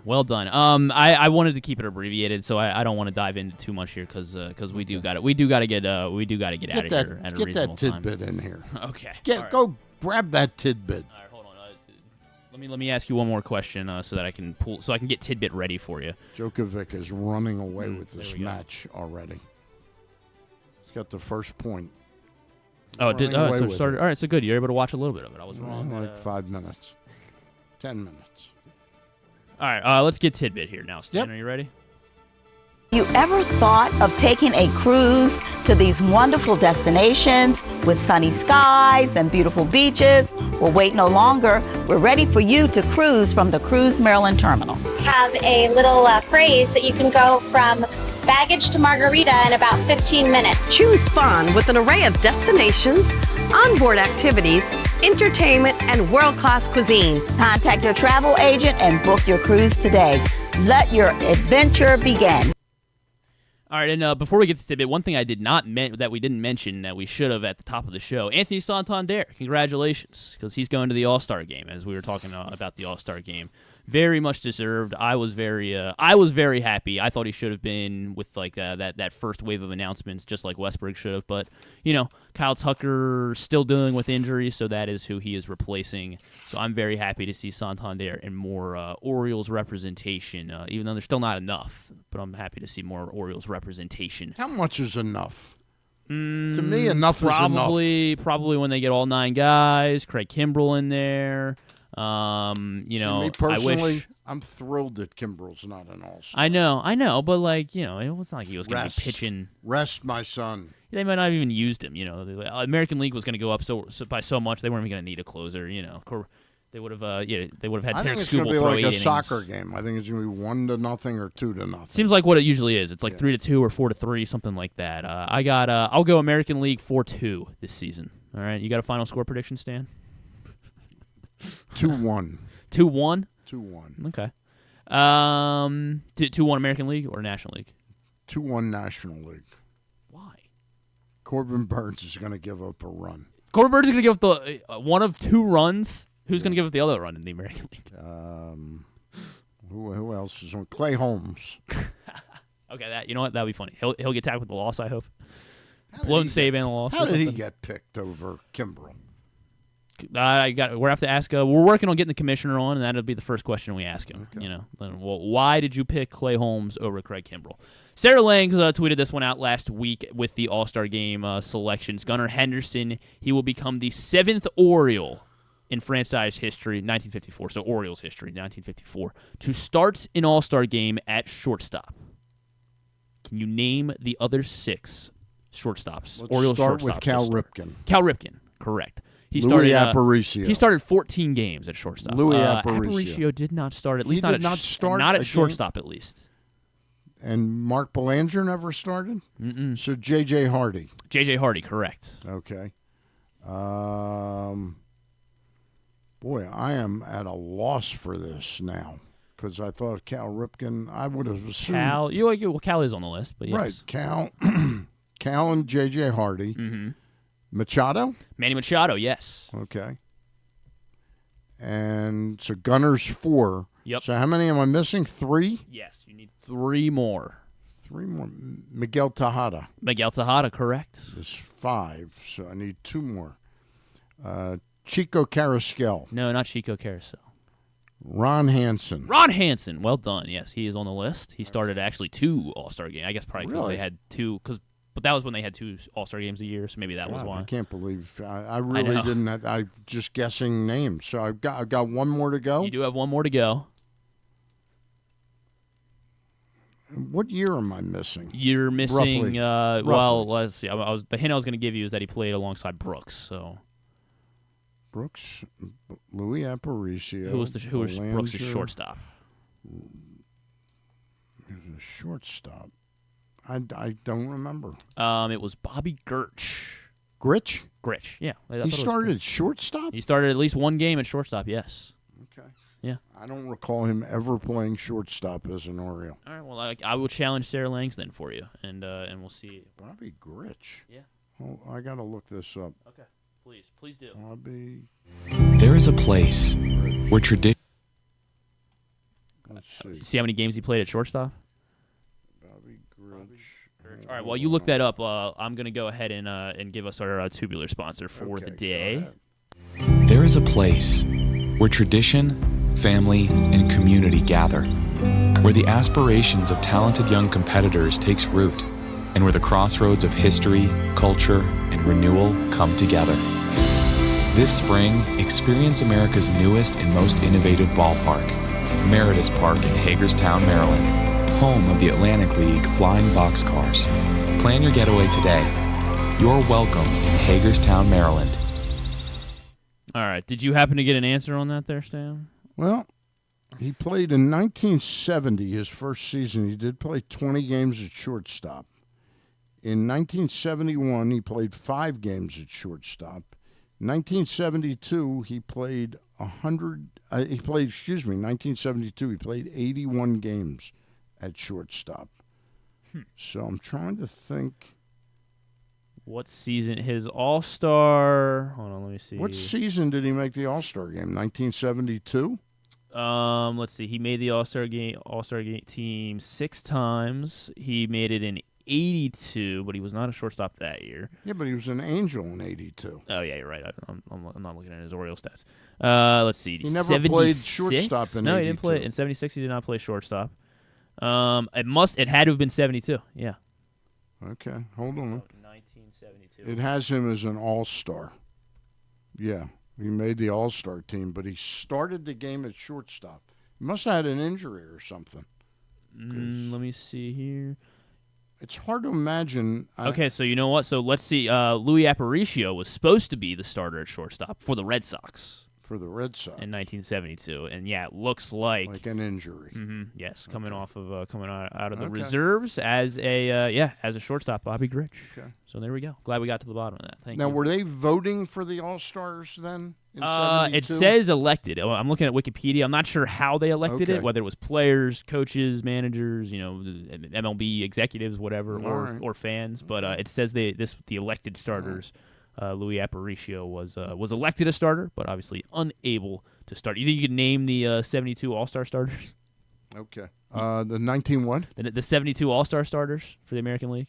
Jim Palmer. Palmer was on the team. Did he start? Let me see who started. He did start. Yeah. Okay. All right, there you go. And the starter for the National League? Go for it. Soto?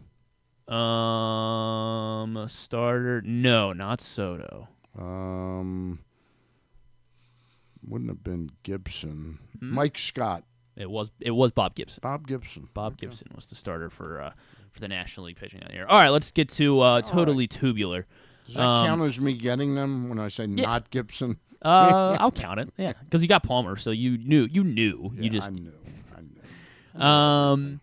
It's pretty much all sports. There's not a whole lot of non-sports, so I will dive into the sports at 7:05. Pending any rain getting later this afternoon. I mean, I don't know why they just didn't play the game now because it looks pretty good right now. I mean, it doesn't look good, but it looks playable. It's better playable than baseball it will look at. Garrett Cole, Cade Povich, Game 1 of the Yankees-Orioles series. It's also available nationally on ESPN Plus if you want to watch the game that way. Wimbledon's going on right now, the Wimbledon Gentlemen's semifinals. We did see that Alcaraz was able, after dropping the first set tiebreak to Daniil Medvedev, was able to persevere and then took down Medvedev 3-1. So he will face the winner of Djokovic versus Lorenzo Musetti, the Italian. Lorenzo Musetti looking to try and tie up this first set here. And right now it's one that'll be Sunday morning, right? Yeah, that'll be Sunday morning at 9 a.m. on ESPN. They're going on right now. So on if ESPN. you're planning to go to the Oriole game at 11:35, it's going to be hard to watch much of that. Yeah. I don't know what the Wimbledon was VCRs. thinking. I don't know what Wimbledon was thinking. Yeah, didn't they know the Oriole game was going to be on? NBA Summer League on ESPN starting at 7:30. You got Rockets, Lakers, Hawks, Wizards. Wizards, their Summer League debut. Maybe we'll see some Bub Carrington tonight on ESPN at 9:30. It's also on Monumental as well. MASN 2 of Nats Brewers. All their other baseball, go to Glenn Clark Radio. NBA TV will have NBA Summer League as well. WWE SmackDown at 8 on Fox. Shark Week continues today and tomorrow before things wrap up on Sunday. That's really the big non-sport highlight there. Oilers are scheduled to play at 4:05 tomorrow against the Yankees. That will also be on FS1 as well as MASN, Luis Gil versus Grayson Rodriguez. MLB Network will have the MLB All-Star Futures game. You can see Samuel Basayo at 4 p.m. on MLB Network. When do you think they should play the Futures game? Because no one's going to watch. It's going to be at 4 p.m. tomorrow. It's 4 p.m. on Saturday? Yeah, the Futures game. Why don't they play that on Sunday? I don't know. What if they played it? So I guess thought 2 o'clock Sunday and then go right into the draft. Yeah, well, still no one's going to watch the Futures game at 2. Everyone's team is playing at 2 p.m. Yeah. So I maybe they make it Sunday night if we listen to Dan Zielinski and move the draft back to June and have a College World Series kickoff, which would sound very fun. But right now it's at 4 o'clock on MLB Network. I'm not sure if anyone will be watching it. The Wimbledon's women's final is at 9 a.m. tomorrow. It'll be Jasmine Paolini versus Barbara. Hold on, I got it because I was trying to study and make sure I get it right. Krejcikova. Kikova. Is that Kikova. Who you got? I'm not sure. I'll take Krejcikova. PLL All-Star Game is at 3 on ESPN as well. A great day on ESPN is followed by Rose Namajunas and Tracy Cortez UFC Fight Night. Should be a good card there in Denver this weekend. The prelims start at 7 on ESPN Plus, and then the main card's on ESPN at 10. Copa America third place match is Canada-Uruguay. That'll be at 8 on FS1 following the Yankees game. The PLL All-Star Skills Challenge is right before the All-Star Game on ESPN Plus, so those festivities start at 1:15. U.S. women soccer, they have a friendly against Mexico at 3:30 on TNT tomorrow. New York Liberty, Chicago Sky on ABC at 1. Do they ever play an unfriendly? When they get to tournament league play, they're unfriendly. Yeah, they are unfriendly. They hate each other actually. Yeah, they should just call them hates. The hateful games. Hatelies. More NBA Summer League all day on NBA TV and ESPN2 tomorrow. And as you mentioned, 11:35 start on Roku. Carlos Rodon versus Dean Kramer for the Yankees Orioles, the first half finale. MLB Draft will be on ESPN and MLB Network at 7. You mentioned the men's final. It'll be the winner of this Joker Musetti match versus Alcaraz. Indiana Fever and the Minnesota Lynx play at 4 o'clock on ESPN as well. The Euro final, good day on Fox. Euro final is at 3 between Spain and England. And then Copa America final, Colombia, Argentina at 8. For the rest, go to Glenn Clark Radio. House of Dragon, new episode of that on Sunday night as well. I think I got everything. All right, that's it. Anything else for you to plug, Stan? No, not really. I'll be back on Monday with the baseball roundtable with Luke Jackson and Ross Grimsley. We'll probably do Sports, that. We'll probably do that like 4:30 or so on Monday. Glenn will be back in this chair on Monday morning. Correct. All right? Correct. We'll have lots to talk about, I'm sure. All right. That's going to do it for us right now. Big shout out to everyone that we had on today. Do you think you can remember all the guests that we had, Stan? We had Cordell Woodland. We did. We had Roch Kubatko, Roberto Mercado, Dan Zielinski, and Apuzzo. Thank you, Sam. Apuzzo. She sounded like a wonderful young lady. Yes, it is really cool what Athletes Unlimited is doing. So hopefully you can check it out. All right, that's going to do it for us. Remember, Press Box is out with the interview with the governor, which is available at over 500 locations, including 60 Royal Farm stores, and it's all there on the website at PressBoxOnline.com. And this show you can listen to on the Oh My God. That's the Jose Iglesias song, so we're doing the Oh My God. Oh, not the archive. No. It's the Oh My God. Oh My God. Yeah, I remember Jose Iglesias. All right, now you got to say Duke sucks, Dan. I never say that. All right, that's going to do it for today. Glenn Clark back in the chair on Monday.